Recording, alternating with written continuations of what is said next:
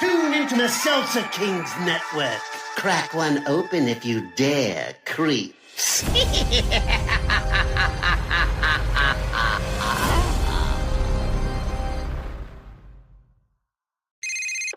Hey, it's me, the Quenchies. I'm that late afternoon craving you just can't shake. Wait, what's that? Welch's Grape Aid? No! Made with real fruit and no added sugar, nothing answers the call of the Quenchies like Grape Aid. Got the Quenchies? Grab a Grape Aid in your juice aisle. This Tucker is planning to attack the Prom tonight. Once again, the Hellmouth puts the special in special occasion. Why do I even buy tickets for these things, I ask you? I wonder if I can take my dress back. Don't you dare. But Tucker's gonna... No. You guys are gonna have a prom. The kind of prom that everyone should have. I'm gonna give you all a nice, fun, normal evening if I have to kill every single person on the face of the earth to do it. Yay?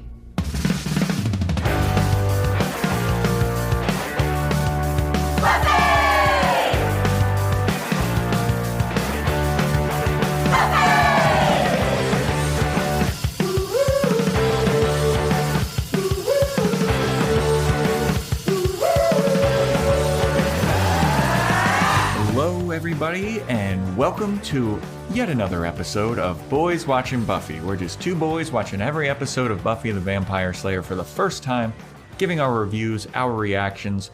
We're your hosts. I'm Joe Welke. I am Vance. And today we're talking about Season 3, Episode 20, titled The Prom. Directed by David Solomon, written by Marty Noxon. Original air date, May 11th, 1999, to an audience of 5.22 million people. And this is a fun one. It's a little weird, but I thought this would have a lot more viewers. You know, I kind of zone out when you do the numbers most of the time, but I heard it this time, and I was like, this should be at least 7 or 8. It's up like 200,000 from last week. Okay. It's like trending upwards, Yeah. but it's all right. Yeah. It's the prom episode. We're in the home stretch of the season, and stuff's starting to come together. This one's felt like a little bit of a break from the main story a little bit, though. A break, but a setup, and there's a lot of character stuff. Mm-hmm. But before we get into the episode, we got to give a shout out. We gotta give a shout out. Gotta give a shout out. Bwah, bwah, bwah. Yeah. Shout out. Shout out. We got to give a shout out to Frosty Gal, who gave us a really lovely review on Apple Podcasts. Hell yeah. And thank you so much, Frosty Gal. And a little special shout out to this person reached out to us on Instagram. And if you're not following our Instagram at Boys Watching Buffy, you're missing out on some choice memes. This week has been great. And Barrel Outlaws reached out to us. Barrel, like whiskey barrels. Just to say, not on Apple Podcasts, but love the show, enjoying it. So I was like, you know what? You're going to get a shout out too. You get a fucking shout out. People are like, what is that from? Radio? Like radio? What? Yeah. What's radio? What is radio? Disc jockeys? What? Dude, those were the days. Yeah, I mean, look, I have a special show plug that I have to bust out here. I got 2 special show plugs. Number 1, I will be recording a half-hour stand-up special at El Cid in Los Angeles on November 1st. Going to be doing a half-hour with my friend Eric Owusu.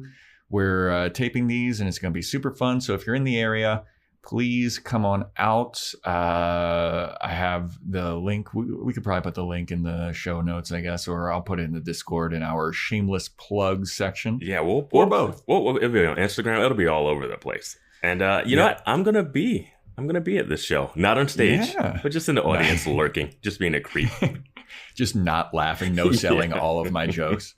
Boo. And also October 12th. On the Booty Burlesque show, your boy will be doing an act on that show. I will be doing a trapeze act. So if you don't know me, I do aerialist like circus performance stuff, and I'll be making my debut as on the Booty Burlesque show. Usually I just host those and like do some comedy stuff going on, but this time around I'm going to be actually part of the show. So if you want to see me swinging from the ceiling in a good way, not in a Jonathan way, I'll be doing that October 12th at El Cid. So yeah, check it out. Was I the inspiration for this? Absolutely you are, Vance. Absolutely you are. You got anything to plug, Vance? Vance is doing a lot of good shit recently, actually, guys. Yeah. I don't got anything to plug though. Well, it's in the shameless plugs of the Discord. So join the Discord. Yeah. If you're a sports fan, he's writing for Bleacher Report's Gridiron Heights, and it's super awesome. I loved that show even before I knew Vance was going to be writing on it. So it's super cool to see buds doing shit. Doing stuff. Yeah. That is all the plugs and everything. Oh, also join our Patreon, as you know. Please join the Patreon because we got we got some stuff coming up. We got some stuff in the we're cooking some stuff. Yeah. We're in the kitchen. We're in the kitchen cooking. We're in the kitchen cooking, guys. We're in the lab. We're in the lab. We got some stuff coming up. So be one of the early people for that. We're going to set up the tiers in just a little while. But let's get into this episode, huh, Vance? I can't wait. I don't think I've been excited to talk about episodes, but this one I'm really excited to talk about. There's a lot of stuff to dive into. So the episode opens up. We don't have any kind of recap or anything. It's just Buffy asleep, and Angel is just creepily watching over her. The creepy dude factor in this episode is ratcheted up. Oh yeah. So yeah, I mean she's dead asleep, and Angel is just wide-eyed, just staring at her closed eyes. I wrote creep watching Buffy sleep. That's my first note. Yeah. And Buffy wakes up and she's like, "Oh God, no, man, how long was I asleep for? Oh, I guess we really, knocked out after patrol last night. Oh boy, I got really bad bedhead, don't I?" And Angel's like, "Don't worry about it. And then Buffy is like, "Well, Angel, I was starting to think about our future. We're at Angel's mansion, and he doesn't have mirrors because he's a vampire." No, why wouldn't you just? It's not like you're. It's not like it's not like it's a crucifix or holy water. Exactly. It's not hurting you to have mirrors, but he's got no mirrors. And Buffy's like, "You know what? We gotta get some mirrors here. And you know what? I should get like a drawer, a chest of drawers here for some of my stuff, since I'm going to be like spending so much time with you and so much time over here." And Angel starts to look like, "Whoa, wait, hold up." Angel's on his fuckboy shit in this episode. He's like, whoa, I thought we were just messing around. Buffy starts talking about, I gotta get some drawers here, gonna get some mirrors so I can look at myself and get all gussied up for you. And also, I got the prom coming up, and you're coming though, and everything. And Angel's like, whoa, what's up with this prom? Yeah, come on, what is it? We're really doing this prom thing? I mean, come on, babe. She has a line where she says, it's fine. A lot of girls have older boyfriends. Yeah. And it's just like, all right, that's the start of it. Yeah. That's the start of it. Yeah, this episode dives deep into some... There's that Transformers movie where the guy's dating Mark Wahlberg's daughter, and he has a laminated card of the law of you only have to be 16 in whatever state it was. And it's like, if you get that card laminated, you are the problem. I used to do a joke about that, about how how creepy it is to know the pedophilia laws in a state. Yeah. But yeah, Buffy's rambling on about going to the prom, and she's like, "Well, let's see how late it is. We must have been asleep for only a little bit." And Angel's laying in bed, and Buffy just blasts open the curtains, and Angel gets hit with a fuckload of sunlight. And as soon as this happened, my first quote was like, "Well, Angel, why would you have your fucking bed here, dude?" Yes, that's. I didn't even think about that, but that's a great point. Why would your bed be anywhere near where direct sunlight with a breeze. Or like someone could just walk in and open it and you're done. Dude, we've seen Buffy just open these curtains like roughshod, like without any concern for Angel's. She just opens it. It hits him full rate. Like if he would have died right there, it would have been the best. Like that would have been so fucking funny, dude. It would have ruined the show. It would have been awful, but I would have loved. Like this show could have done no wrong if they accidentally killed him right there. I would have no critiques the rest of the series. I'm like, well, they did kill Angel randomly. Yeah, it's just a super surprise at the beginning of an episode. Before the title card. Yeah, but Buffy just opens these blinds, man. Yeah. And I was just like, Angel, anybody could like walk through there, like just break through and just fucking kill you. Why would you have your bed there ever? Yeah, and it's so crazy to me. I want to move on from this scene, but his room is very interesting looking. Yeah. So yeah.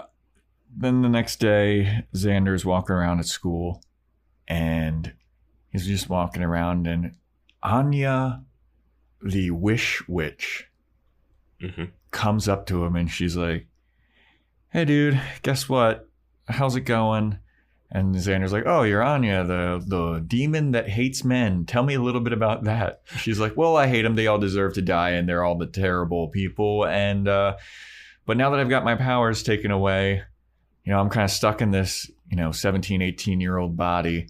And I heard about this prom shit coming up, and for some reason, I don't know why, I am fucking desperate to go to this prom, and I don't have a date. So would you go with me?" And Xander's like, "Why would I go with you? You hate all men. You just talked about how we're all evil and deserve to die. You're not really pitching this really well." Yeah. And she's like, "Come on. I know you think I'm hot. You look at my boobs." He's like, "I'm a guy. I look at all boobs." If my eyes are open, that's where they're looking. And she mentions that she turned into the form that she's in specifically because he broke Cordelia's heart. And she wanted because he cheated on her. Yeah. And she would have never come to Sunnydale if it wasn't for him cheating on her and her tempting Cordelia with the wish. And boy, I wish this Anya lady would go away. So I wouldn't have to keep hearing about this. I think she's wish. around for a while. Your reminder of your wish take. Cast. I stand by the future Cordelia. If you're a new listener, go back to the Wish episode and then the episode right after it. Yeah. I stand by future Cordelia. You are theory. Wrong. I stand by it. It's so weird that she decided to now enroll in the school. Like, it was mid-year and she's like goes to school.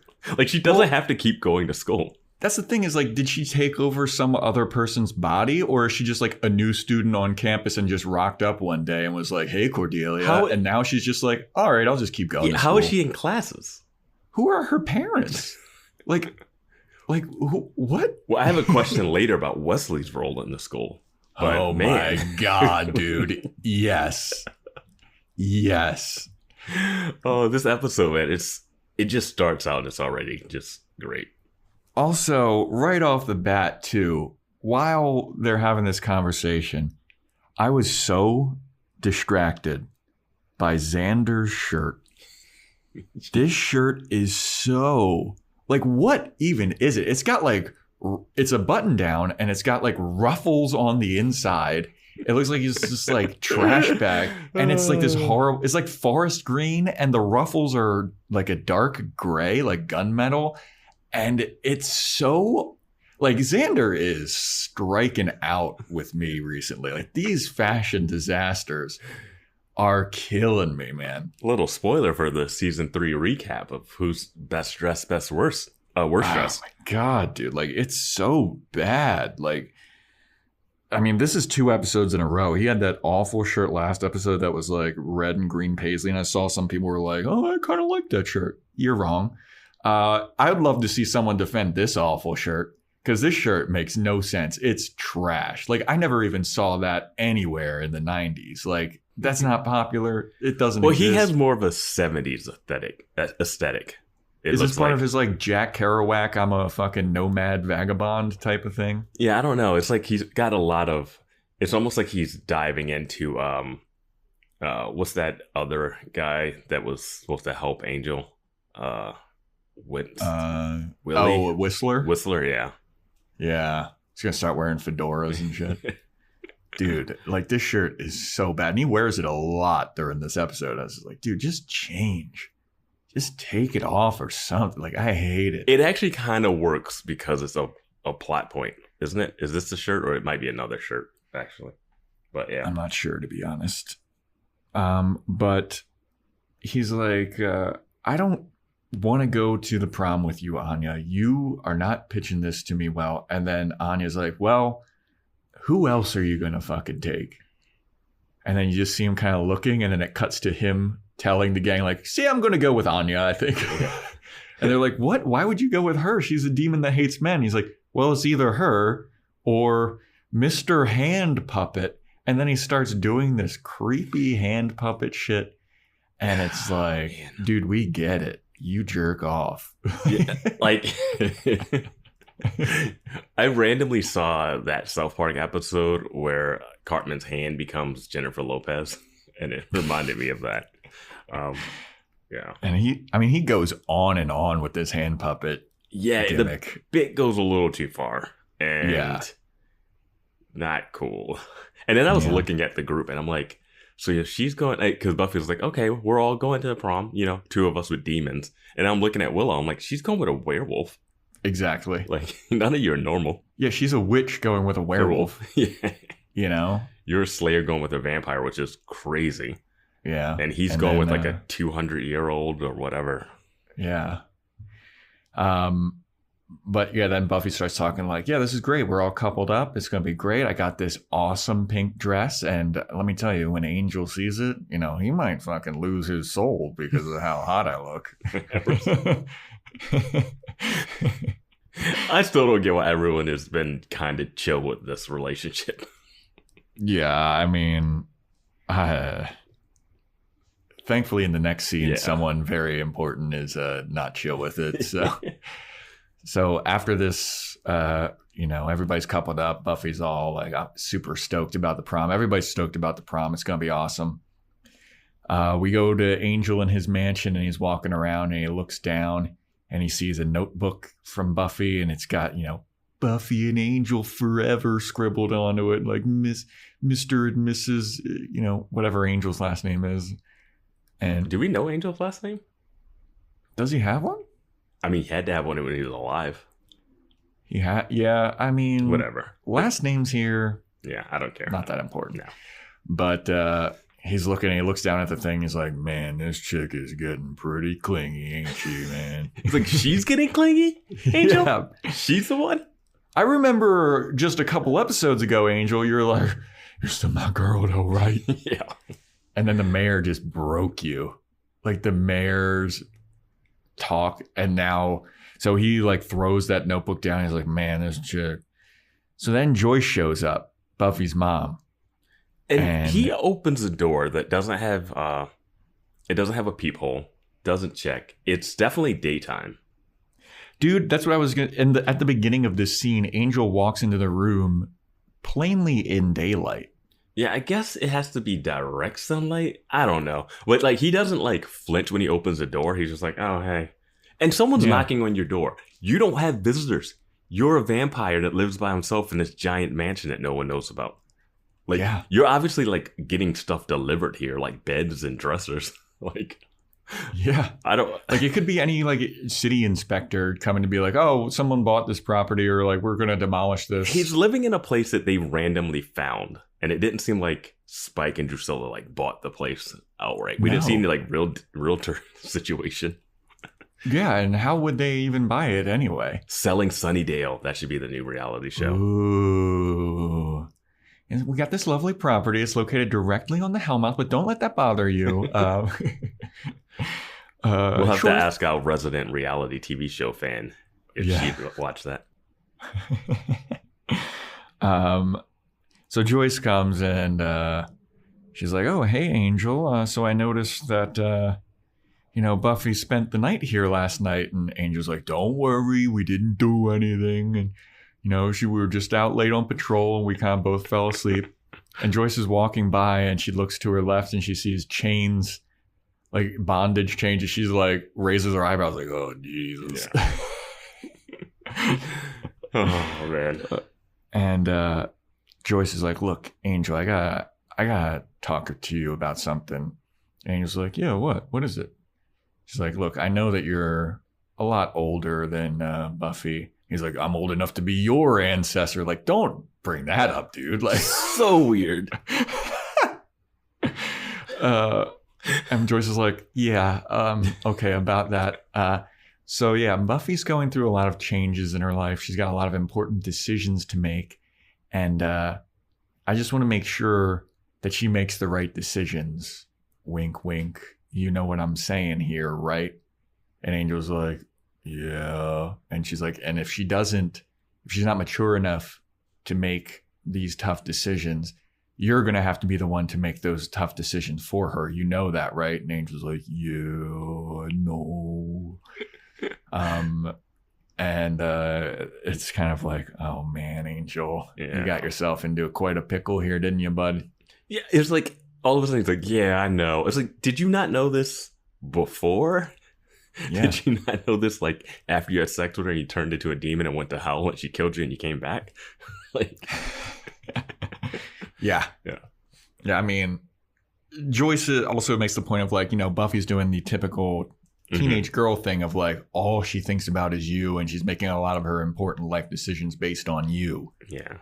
You have to realize like that's not good, especially because, look, between you and me, this ain't gonna last. This ain't gonna last. I mean, I didn't hear what the mayor said, but I have to kind of side with the mayor here. I'm gonna say exactly what he said, but not in so many words. I didn't even know she knew where this place was. That's all I'm saying. I won't go deep into it. I just didn't know. I don't know what happened in between episodes. By the end of this episode, I don't know what anybody knows. It's so true. I think everybody knows everything, but nobody says anything. Yeah. Fair. So yeah, Joyce is basically like, this is going to be, you got to make these tough decisions for her. And Angel's like, yeah, I know.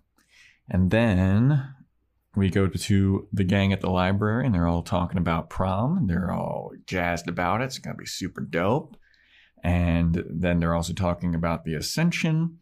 What did we find out about the Ascension? And Giles is like, well, what we found out about the Ascension is not only will the mayor become immortal, which he already is, but he will become like this uber demon. But they don't know which demon because there's thousands of demons. I think he was a regular person who then became immortal or like wouldn't age. And then like, I think he's just been a regular person making deals to make himself like live longer. And, like he's trying to reach peak level of demon. Ascend to peak level of like masterdom, Yeah. I mean, like the wording that they keep choosing for this, it seems redundant.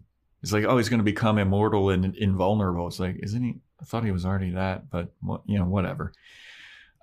Figure out how to like actually harm him first. If he's unharmable, like But then there's also this weird, and this is where some real creepy shit starts to happen. Up in the stacks, Wesley and Cordelia come down, and they must have been doing their own little private research together. And I noticed they come down that together, and I was like, you're just gonna leave those two alone up there? Yeah, I noticed that, and I was like, and they don't like really like draw attention to it, but they come down to the table together, and you're like, what is up? Yeah. And, are you going to talk about they're talking about like prom and what people are going to wear? Are you going to? Yep. They're talking about prom and what they're going to wear. And Giles is like, look, this isn't such a big deal. Like I am going to be I'm going to be there. Of course, I'm going to be there chaperoning. And Wesley's like, I'm going to be there chaperoning too. I'm like, hold on, wait a minute. Yes. Who are you? I was like, how is Wesley a chaperone to the prom? He doesn't even work at the school or is a parent. Yeah. Like, who is he to all of these people? And like, how did he get signed up to do this? Like, it doesn't seem like the Watchers are cool with Principal Snyder, where the Watchers Guild can be like, hey, Giles and Wesley need to be here because they're principal. Like, also, just hire Wesley and fire Giles. You have 2 librarians working at a school where no one reads. Yeah, dude. Like, no one's ever been in that library except for Cordelia and Jonathan and that one person one time. And it's just, I just don't. I think that one person might be, spoiler alert, the date at the end. The date. Maybe. I don't know. We'd have to go back in that episode. We'll let someone else do that for us. Yeah. Hit us up in the Discord with that screenshot, please. But yeah, I was so like, did they slip Snyder like 20? Because it seems like Snyder's not on their side either. Like, he hates Giles, he hates Buffy. Like, why would they allow Wesley to be roaming the halls? Yeah. What is up with Wesley on this campus? I don't know. It's so bizarre. And then they're talking about where they're going to buy their. Wait. So Giles, there's a line where when Giles is really pissed off that they keep talking about prom outfits, and his line is, "I'm going to be wearing a pink taffeta as Chanel clashes with my skin tone. No, can we get back to the demons?" Yeah. And I was like, this is where Giles is stealing your. This is the second time he's been coming for your fashion corner. I know. Dude, some people are coming from my fashion corner hard in all of these episodes. No one says anything about Xander shirt right now, though, which is absurd. His outfit does get talked about later, though. Yeah, absolutely. Also, everyone, I want you to know that Joe's Fashion Corner doesn't just exist on this podcast. If I see, like, I have a friend, me and Vance have a mutual friend named Ben.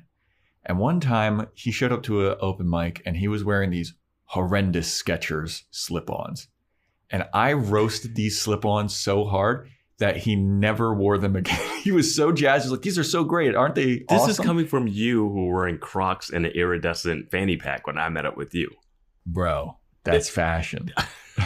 Crocs are in, Vance. Oh, boy. Yeah. Crocs are in. But if you want to see some of these fashion corner things, go to the Instagram hashtag Joe's Fashion Corner. It's all there. Yeah. So yeah, they're doing some fashion stuff, and they're talking about where they're going to buy their, Vance. Xander's talking about where he's going to get his tuxedo. Buffy's like, where am I going to get this dress? Or somebody's talking about where they're going to get the dress, and then they mention a store name, and I forget what it is. It but was it's the called store. April Fools. Ugh. I know. I was like, there's a store called April Fools in Sunnydale. Is the whole place full of puns? I guess so. But it's the store where Cordelia works. And she's like, you should never go there. Never. Don't go there. Don't go there. And they're like, what? Why? And she's like, because I shop there and you're all plebes and only I should shop there. She's embarrassed about working It's there. no way in a small town you could work at a store and people would never run into you. Absolutely. Yeah. So then we cut to this like exterior shot of a old rundown house, and you go inside and there's this like dude who I thought for a half second was Scott Hope. Little bit. I did make the prediction that Scott Hope would be at prom, and he is not. Yeah, but it's not Scott Hope. This guy isn't Scott Hope either, but he's got a demon. We find out later it's a hellhound. He's got a hellhound caged up, and his hellhound is just like, and then the dude puts in a VHS tape, and the hellhound is just like watching the VHS tape. He's like, and you can see that he's like starting to like pull apart the cage just from his fury. It's like, what the fuck is this? The craziest thing about it is that cage. These hellhounds are idiotic. If that cage couldn't hold like a dog, like a regular dog. That's what I'm saying. It wouldn't hold like a Rottweiler. Yeah. And it's like the thinnest cage ever. And it's supposed to be like, this is a vicious creature. And that's the cage? These things are bred for murder. It's like he's got him like not even barely chained up on like some, oh man, whatever. Yeah. So then that's like the commercial break thing. And then we come back and we got Buffy and Angel in a church getting married. I hate these. I hate these. I hate these so much. Same. Like these scenes that are obviously dreams. At this point, it's more like trying to guess whose dream it is. Yeah. Like as soon as I saw, I was like, oh, okay, well, this isn't happening. Yeah, right away. Like it doesn't give you any type of twist element. Like when she's drowning or when they're like in the sun and the beach. And it's like, sure, these are beautiful scenery moments, but like I'm not even invested because I'm just waiting for it to end. Yeah. So they're in an empty church. They're getting married. Angel, takes her veil off. They smooch and they just got married. And then they start walking out. And they start walking towards the outside. And Angel's getting nervous because he's like, oh shit, this is sunlight. I can't go out in sunlight. What am I doing? Why did I get married during the day? This is stupid. Why am I in a church? Crosses are like my weakness. Holy water is my weakness. This makes no sense. They eventually walk outside and Angel's like squinting. He's like, oh man, he's bracing for impact and nothing's happening to Angel, but he turns and Buffy's like, Angel? And then Buffy just has the most intense CGI spontaneous combustion that anyone ever did see. This isn't great even for the time period, but whatever. They don't have a huge budget. Yeah, and then Angel wakes up. Now, what is this dream supposed to... I mean, I guess the context or like the subtext of the dream is like, if he stays with her, he's actually destroying Buffy's life or whatever. Yeah. If you're looking for a deeper meaning. But it's like, I don't think this works for that.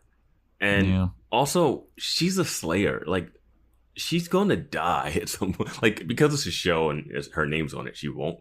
But in actuality, like, every night is like could be her last night out. Yeah, it seems like slayers are supposed to like hang it up or die by the time they're like 19. I don't even know if they can hang it up. Like, can that slayer retire? Maybe we'll find out in season 6. Yeah, maybe. But it's crazy to know that from here on out there will be 2 slayers.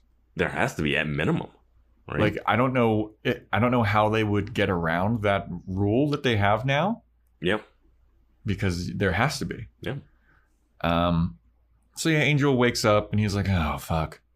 And then we go to Buffy and Angel in the sewers on patrol, and Buffy's like, it wouldn't be a complete control unless we were in the sewers. And Buffy asks Angel about like, so where are you getting your tux from? When you getting your tux? And Angel's like, oh my God, you're still banging on about that? Jesus, this whole proms thing. We got more important things to talk about. And Buffy's like, geez, okay, dude, what's up with you? Buffy's outfit for slaying at night is insane. She's like wearing khakis and a sweater or something. Like it's like sparkly blue jeans and a pink sweater. Yeah, like you're going into a sewer. You're hunting vampires and fighting. We talked about this a couple episodes ago. Like it should just be like fitness gear. Like Angel's walking around in like a trench coat. Like what are you? That's a weird visual to see walking on the street if you're out. Yeah, this guy in a trench coat and his niece, his sister, his cousin, like his teeny bopper. Well, and Buffy starts the scene being like, "Hey," Angel's like, "Hey, the vampire went down here. We should chase." She's like, "Can't we just let it go?" And I'm like, "Yeah, God, Buffy." Yeah. I love that the vampire is more about killing vampires than the slayer. He seems to have no issue killing vampires, like being a traitor to his own vampiric kind. He's a vampire Uncle Tom, dude. Yeah. Didn't somebody call him that in an earlier episode? I feel like Spike did. I feel like in that Spike episode earlier this season, the other vampires really got onto him about like, oh, you're the one that's, I don't know. Yeah. Or somebody called Spike Uncle Tom. No, the guy I said in that scene, he was saying Spike had lost his edge because he was whining about Drusilla. And then Spike just beat the shit out of him and killed him. So Angel's like, you're still talking about this prom bullshit. Like, we've got more important stuff to talk about. And Buffy's like, what is more important than the prom? This is, you're acting really weird about this whole prom thing, dude. Like, what's up with you? And then a vampire shows up and Angel's like, can we talk about this later? And Buffy stakes the vampire and she's like, nope, We're talking about it fucking now. What's up with this? That's the theme of this episode. Threats aren't threats. Yeah. That vampire just comes out heart first, like, please stab me. Yeah. I don't even want to be around anymore. So she stakes that vampire, turns to dust, turns around, and she's like, no, we're talking about this. What's up with you, man? And Angel's like, look, man, I'm just feeling like you're getting a little too invested in this whole thing. And Buffy's like, getting too invested in this whole thing? You're the one that's stalking me? You always saying that you love me? Like, talk about mixed signals, bud. We get a real Whedonism where he's like, it's nothing. And she's like, you have something face. And that's a real, like, Whedon-esque. Like, yeah. Like, a lot of dialogue in this whole scene has that vibe. Yeah, so Angel is like, I've been thinking about the future with us, and I feel like it's kind of unfair to you. It's not cool. And, I was thinking about all the shit that the mayor said. And Buffy's like, the mayor? The mayor sucks. Why are you listening to the mayor? He's the bad guy. And Angel's like, yeah, but, he brought up a lot of good points. I visited the mayor. We got to talk. And, I think he's right. Yeah, that guy's not that bad, actually. But he starts to, Angel starts to, get really whimpery and cryy. And I was like, oh, shit, man. David Boreanaz, you all right, bud? Yeah, I mean, dude can act. Yeah. And he's just like, look, man, what's your future with me, I don't get, you deserve better than me. I can't give you everything that you should have in a relationship. You should be able to be with someone that can take you into the light. And, not to mention, you deserve someone that can fuck you. And you deserve someone that can give you children. And Buffy's like, he says make love to give for Angel's sake. Obviously he's not saying fuck. You deserve to be dicked down. Angela's would. Well, you deserve to get some of that fucking sweet D. All right? I can't give it to you, babe. I'll lose my soul. Yeah, it's weird that... I don't know what Buffy... Buffy does bring up, you don't think I've thought about this stuff, too? Which is interesting, because if she's thought about it, but she's been like, all right, yeah, I'm fine. Well, he brings up kids, and Buffy's like, you're already talking about kids? You're jumping the gun a little bit there, buckaroo. Who says I want kids? I'm a slayer. All this shit. And Angel's just like, look, dude, I just want you to have a normal life. And she's like, I'm a slayer, dude. I'm never going to have a normal life. He's like, well, as close to normal as possible. You get what I'm saying. It's better than whatever you call this freak show. Yeah. And then Buffy's like, freak show, huh? And he's like, well, that's not what, that was poor wording. And Buffy's like, no. This relationship's a freak show, apparently. I love this is happening in the sewer. Yeah, dude, me too. And Angel's like, look, stop getting all semantic about this whole thing. I'm just trying to do what's right. And I'm trying to think with my head and not with my heart. And Buffy goes, you have a heart? It doesn't seem like it's not even beating. And Angel's like, ouch, first of all. And Buffy's like, look, I want my life to be with you. And Angel's like, look, this isn't up for discussion. After the ascension, I'm leaving town. I'm bolting. You don't have a choice in this. And then Buffy's like, I can't believe you're breaking up with me right before prom. Okay? Do you know how ridiculous this is? You know what's great about this is when they were having this breakup, I was thinking to myself, why do they love each other? Has there been a moment that really crossed over into that, I don't really think we see them having good times ever. Yeah. Or we've seen them be like, okay, I need to save you from something, or you need to save me for something, or I'll show up and give you some random information and we'll look at each other and we're both hot. So I'll brood and you'll stare and it's fine. But I haven't seen them have a real connection. We saw them leave that movie and they both seemed not happy about it. Yeah, but that's like me and you leaving a movie. That's true. Very true. Me and Vance are in love, everybody. I'm breaking up with him right before prom. Don't tell anybody. Spoiler alert. I'm breaking up with him before the prom episode. Yeah. Podcast. How dare you? You even have a heart. It's not beating. So yeah, Angel is basically like, look, you don't have a choice. After this ascension shit figures itself out, I'm out of here. Yeah. And Buffy's upset. And then we have a little montage of Buffy being sad on a roof, and then Angel being sad in his mansion. And then we go to Buffy in her bedroom, and she tells Willow everything. She's like, Angel dumped me, and Willow was like, oh, he's an idiot. What a fool. He's such a jerk. How could he do this right before prom? And then Buffy's like, you know what? Actually, Angel's kind of right. He made some good points, and the mayor made some good points. And if I heard my mom making these points to Angel, I would be like, she's making some good points. Yeah. And then Willow's like, look, I'm trying to do the best friend thing here. I mean, I'm trying to make him the villain. And Buffy's like, you don't got to do that, you know. Shit just sucks, man, and I'm going to cry real hard about it, and it just feels like I can't breathe. And then she starts to ugly cry hard.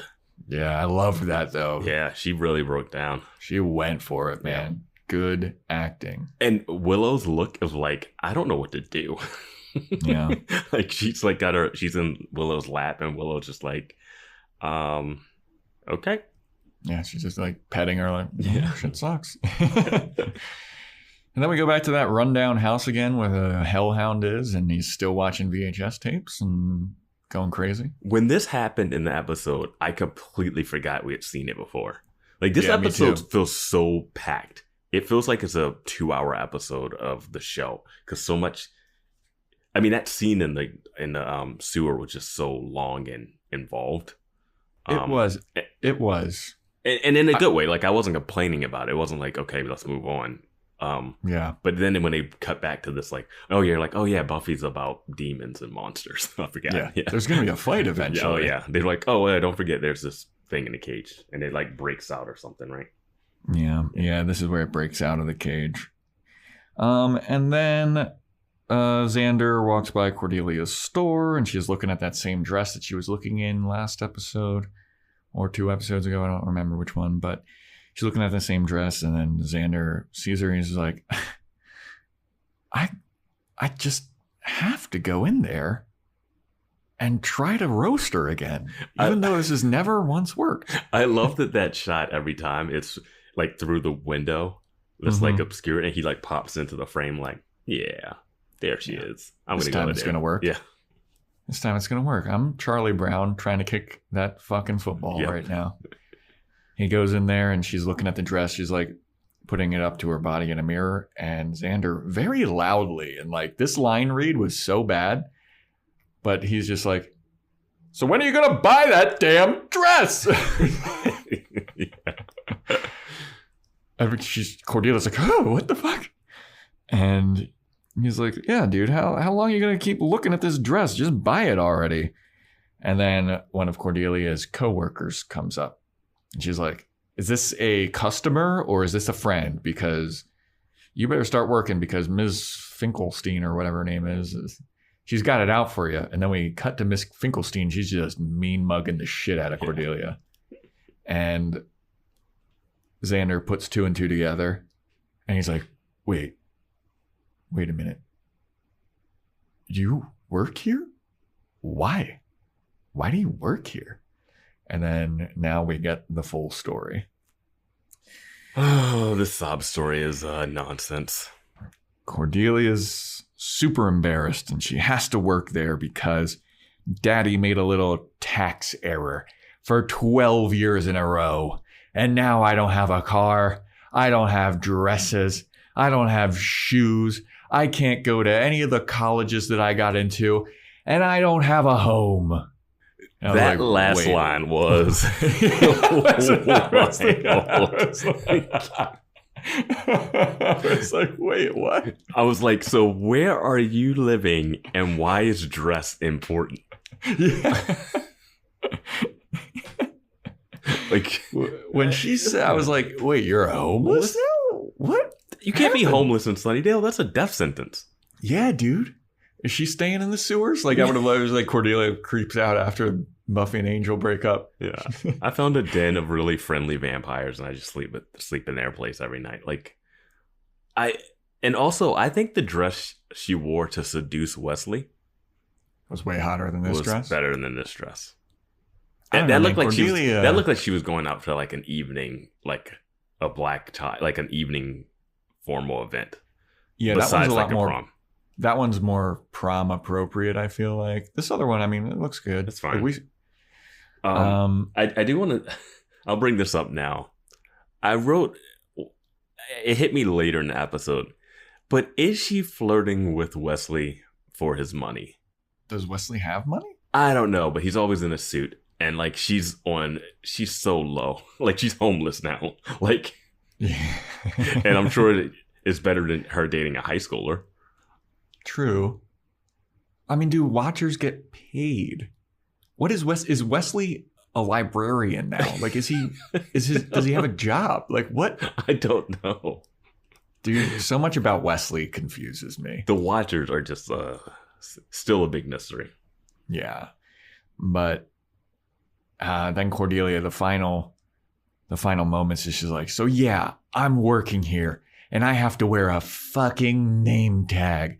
I'm a name tag person now, Xander. There you go. That's the final nail in my coffin.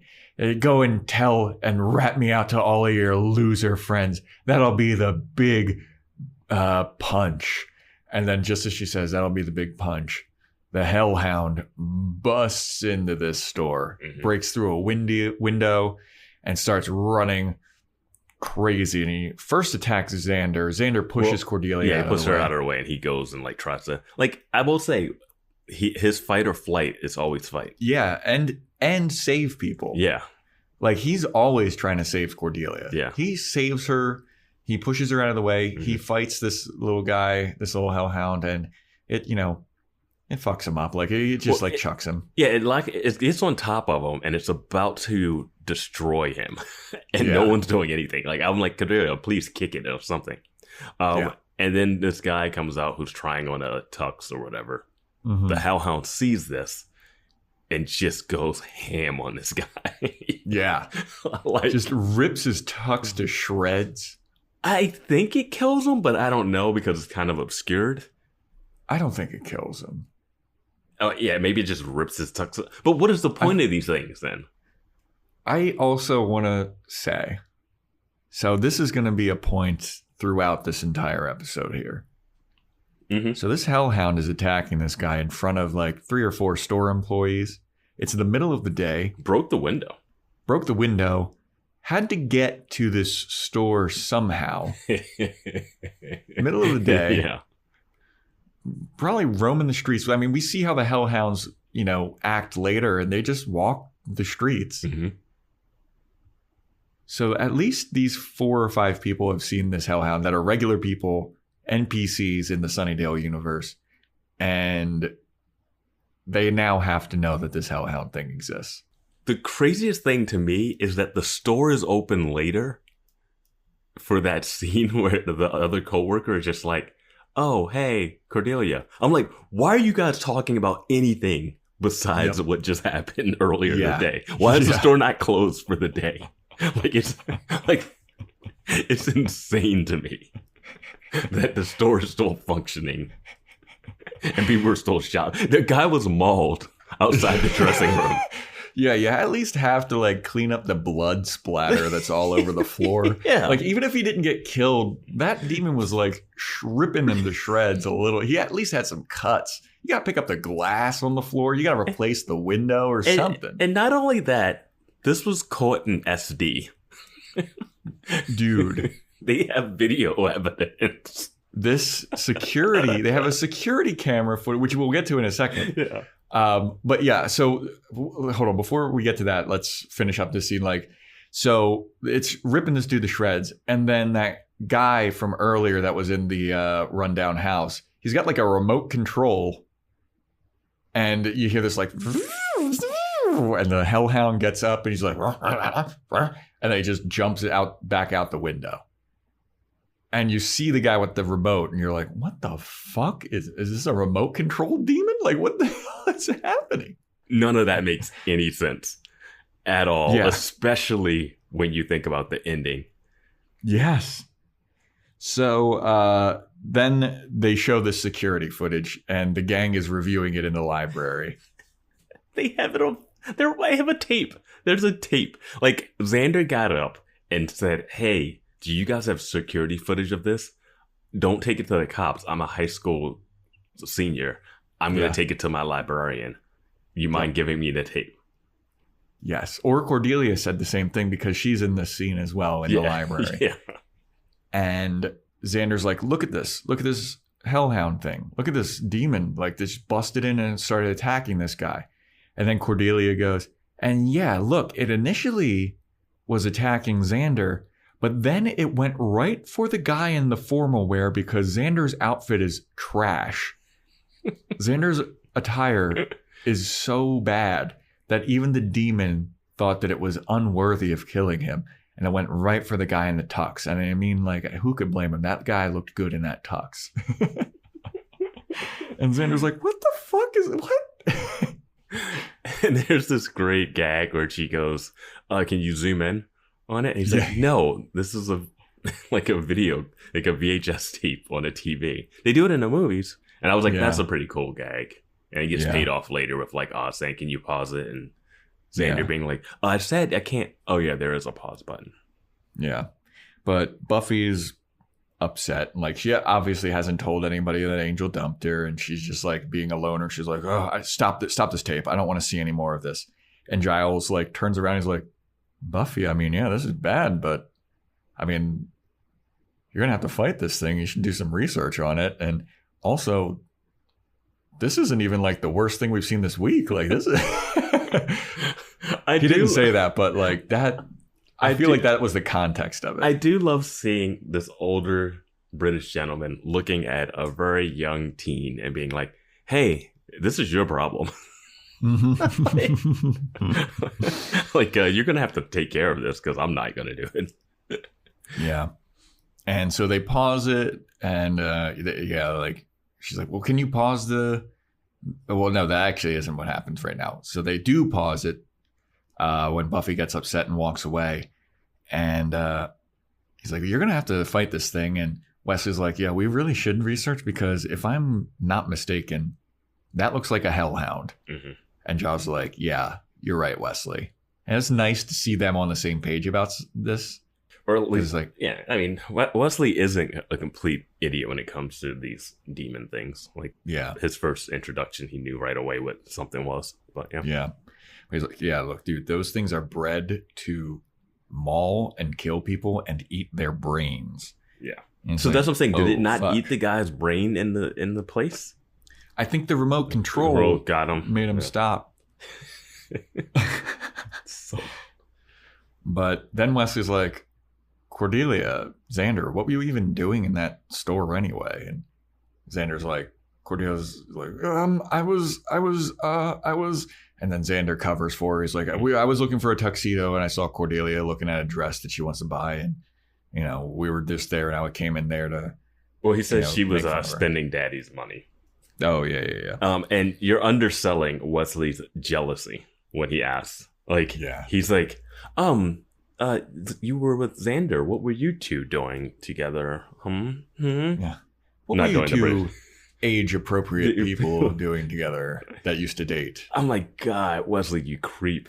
Like, you can't be creeping and then jealous that she's spending time with her ex-boyfriend. Yo, are we supposed to like Wesley? I don't know, because they just keep making him do weird.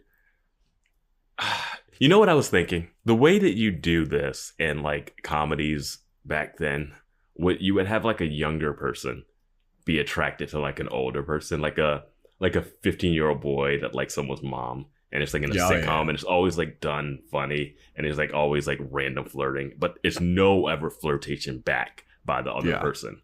Yeah, you know, and it's just like this. It's just for a couple gags, and it's like, oh yeah, whatever.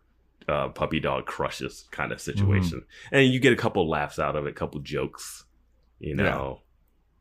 a kid asking a teacher to a dance or something, and you're like, oh, I'm sorry, like a elementary school person. Oh, you're incorrigible. Yeah, but this is just like it's the complete opposite, where he's like, why are you with Xander? What are you and Xander doing together? Can I keep the security footage? I gotta research it later. I'm gonna go to the other room and scroll through this and make sure you guys weren't doing any funny business, like thinking about going to prom together. I gotta tame my hellhound, you know what I'm saying? Yeah. And they're like, all right, well, we gotta pause this tape because Oz notices something odd. Mm-hmm. And Xander's like, you can't just pause. This isn't TV. This isn't a movie. You can't just pause a VHS tape. And he's like, oh, yeah, you can. Never mind. And so he does pause it. And Oz looks at it and he's like, who's that guy? That guy looks familiar. I think that's my boy, Tucker Wells. I was in chemistry class with him. Why's he got a remote control? What's up with him? Why is he here? Why is he outside? What's going on? And then they'll start to investigate Tucker Wells a little bit, and Xander walks by Buffy, and he notices that she's very down in the dumps, and he's like, Buffy, everything all right? Doing a good impression of an inanimate object. And Buffy's like, yeah, uh-huh. And he was like, all right, good talk, Buff. Yeah, it was a weird... The framing of him is just like him with the backdrop of the library, and he says that line, and she gives him nothing, and it's just like, okay. And it doesn't lead to anything either. Yeah. Imagine what's possible when learning doesn't get in the way of life. At Capella University, our game-changing FlexPath learning format lets you set your own deadlines so you can learn at a time and pace that works for you. It's an education you can tailor to your schedule. That means you don't have to put your life on hold to pursue your professional goals. Instead, enjoy learning your way and earn your degree without missing a beat. A different future is closer than you think with Capella University. Learn more at capella.edu. So, you want to be a marketer. It's easy. You just have to score a ton of leads and figure out a way to turn them all into customers. Plus, manage a dozen channels, write 1 million blogs, and launch 100 campaigns all at once. When that's done, simply make your socials go viral and bring in record profits. No sweat. Okay, fine. It's a lot of sweat. But with HubSpot's AI-powered marketing tools, launching benchmark-breaking campaigns is easier than ever. Get started at HubSpot.com/marketers. But, I mean, it's kind of setting up maybe the last line of the scene. Yeah. A little bit, but yeah. But, so Willow is tip-tapping on her computer and she hacks into Tucker Wells's emails and she finds an email. Hey, guys, come here. Look at this email. It was so easy to hack into emails back then, remember? Yeah, dude, I was doing it all the time. Oh, yeah, that's all I would do is just hack into emails on dial-up. Did I ever tell you that one time that I rigged the election? But yeah, she sees an email from Tucker Wells to some guy named David or some shit. And we never see this dude, David, do we? No, we don't. What the heck? Like, no half measures, man. Yeah, no. Oh, I guess they do go to check him out, but we never get any follow-up on it. Yeah, he's off the hook. Yeah, he's fine. Yeah. So the email says something like, all these Sunnydale lemmings, they'll see their big night will be their last. And he's talking about the prom, obviously, and he's going to get and Cordelia deduces, and I forget who backs her up on this, but she deduces that the Hellhounds, are trained to attack people in formal wear. And her evidence of this is that, it just bypassed Xander to attack the dude in the tuxedo. So if they're training these Hellhounds to attack people in formal wear, it's just going to go crazy at the prom and just kill everybody. And it was like, oh my God, this is fucking crazy. Well, guess we can't go to the prom. Wait, before this, there's the moment where they're describing Tucker Wells as quiet, kept to himself, dark clothing, big threat. And I was like, this is the school shooter version of how you do this in Buffy. Like, we don't need the actual school shooter. This guy they're treating him like he's a school shooter. It's almost the same, MO. But instead of guns, he's using hellhounds. And that just makes it a Buffy episode. When you actually have a school shooter using a gun, that makes it a regular show. Yeah, like 2 episodes ago in Earshot, like they were doing like all this stuff about like, oh, you know, that guy, the writer guy. Yeah. Iverson. Yeah. He's like this kind of like Freddie incel Iverson, type guy. He's got all the goth shit and he wears black and makeup. And so he's the school shooter. And then it turned out to be the lunch lady. Like this episode is literally about like an incel school shooter. Yeah. Who just happens to have hellhounds. And like we said before, the students at this school are Mensa geniuses. Absolutely they are. How is a high schooler got hellhounds? How did he find out about these hellhounds? Like, so many people know about shit in this fucking town, dude. Like it's if not you even don't, a if you secret. don't know anything, that's when you're lost.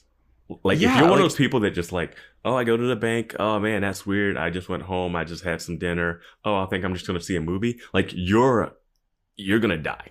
You Like- just walk with horse blinders on. Like, how do you not notice? Like, when Buffy talked to her mom, like, how did you not know that I was a Slayer? Like, all this shit's so obvious. Yeah. How did She was like, I'm washing blood out of your clothes. What did you think was happening? Yeah. Like, how do you walk around the city for a week and not notice? Yeah. It's just crazy shit happening. Like, there's no way. But anyway, yeah, so they're all like, well, I guess we can't go to prom because it's going to be fucked up and we're going to have to cancel prom and these hellhounds are going to attack everything. And Buffy jolts up from her seated position where she was just an inanimate object. And she's like, fuck that. That's not happening. You're all going to go to prom and it's going to be sick. We're going to have the best fucking prom in the world. And I don't care if I have to kill everyone in order to make sure of it. I was like, Jesus. And Xander's just like, yay? Yeah. Dude, did you notice that after he says yay, the camera just lingers on him for like 5 extra seconds? Oh, It it's felt beautiful. So long. It's so perfect, though. It's so perfect. It's so weird. So then Buffy's like, all right, here's the plan of attack. Wesley, you're going to go to Tucker Wells's house and you're going to investigate this dude out. And then Wesley's like, it might be a little better if I don't go alone, you know, strength in numbers. And then Buffy's like, fuck it, take Cordelia, I don't care. And he's like, all right, well, that sounds good. That was the moment where I was just like, what the hell is going on, dude? Yeah. Like, are you guys going to bang on the ride over there? Like, what is going on? Yeah. She adds nothing, no help value. You're putting her in danger. I was going to say, she probably subtracts. Yeah. And where are they going? They're going to visit Tucker or something? Yeah, they're going to check out his house. The guy who has the Hellhounds? Yeah. And you're dressed in a suit? It's the 2 nobodies. It's the 2 nobodies and the 2 best dressed people. Yeah, because Cordelia's still in her work attire. Yeah. Wesley's always wearing a suit. Neither of them have powers. Or weapons, and they just walk out. Like, what are they going to do? Be like, knock, knock, you have hellhounds? Oh, they're mauling out face off? Great. You know how they always say, like, addition by subtraction? Yeah. This is literally subtraction by addition. Yeah. Like, it's insane. If I'm Cordelia, I'm like, I'm not going. Yeah. But she tells them to go to Tucker's place. Oz and Willow are going to go to the guy who Tucker emailed house, David or whatever. Xander's going to check out the magic shop to make sure that he's going to see if anyone bought some books on how to train hellhounds. Isn't there a weird moment where she's like, and the magic shop, and he's like standing next to Giles, and it looks like they both don't want to go, or like, yeah, there is a little awkward moment there. There's some weird moment there. I'm like, what is that? Yeah, I didn't understand it, but so everybody leaves. And then Buffy's talking to Giles, and she's like, Giles, you said that these things are trained to eat brains. Are we talking any kind of brains? And Giles is like, oh, I see where you're going with this. Because this guy had to be feeding these hellhounds somehow, and we haven't seen any newspaper clippings of missing students. So, if so facto, we go to the next scene where Buffy goes to the butcher shop. And she's talking to a guy with a mustache, and he's got a hard hat on. Well, she's at the meat packing plant. Like, it's not just a butcher shop. Like, it's like meat hanging. Everyone's in there like white. Rocky's in there boxing. Yeah. he's wailing on some. And she's got her like black leather just to troll all the cattle. Yeah, she's got leather jacket. She's got her detective outfit on at this point, which is just the black leather trench coat. She's asking this fucking nobody. He's like, hey, you know anything about this guy? And he's like, oh, yeah, I know this guy. He fucking comes in here a bunch. He always orders some brains. Creepy dude. Good luck. Weird guy, though. Weird guy, though. Weird guy. Good luck. Hey, I don't know what's going on with all the kids coming in here buying brains. And over there, we got some dude that comes in buying blood. like it's a drug deal at the meat packing plant. So he's like, yeah, you know, this kid comes in here, he buys cow brains. I could give you his address. Gives her his address. Why does he have the address? Buffy didn't even slip him like $20 or anything. He just gives it to her. I go to my grocery store and my butcher shop a fair amount. Mm-hmm. They don't know where I live. Yeah. I guess he got it delivered. This isn't the 1930s where you just like they're just delivering groceries and parcels to your house. Yeah, like the milkman, but the brain man. Yeah. Yeah. Oh, you can't pack those up right now. We'll have them delivered to your place. Hey, you know, I heard your mom was fucking the brain man. Hey, you look a lot like the brain man. Like, is my wife cheating on me with the brain man?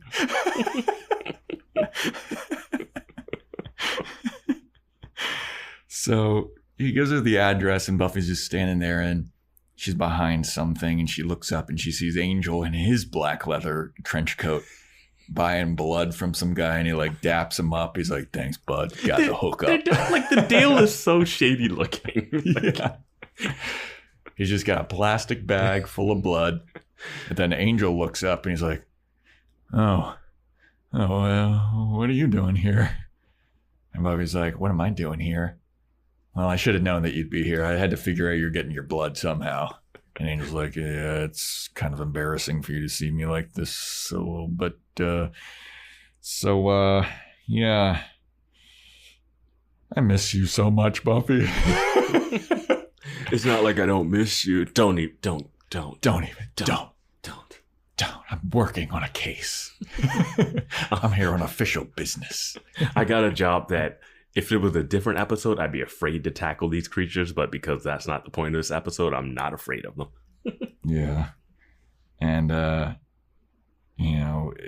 Buffy's like, well, it's good that you dumped me. Like, now I can focus on this case. And, going to prom stag, it's not gonna hurt me. And Angel's like, you're still gonna go? She's like, yeah, I'm gonna go to the prom, but first I gotta save everybody from all these hellhounds that are gonna attack the prom. And Angel's like, you need my help? And Buffy's like, nah, I got this. And he's like, but I could help though. And she's like, Angel, not now, okay, bud? I'm in my black leather, okay? Yeah, just go home, enjoy your blood shake, and just What do you care? You're leaving town anyway. I love that your angry Buffy sounds like Batman. What do you care? You're leaving now anyway. And I gotta be the hero. I gotta be the hero that Sunnydale needs.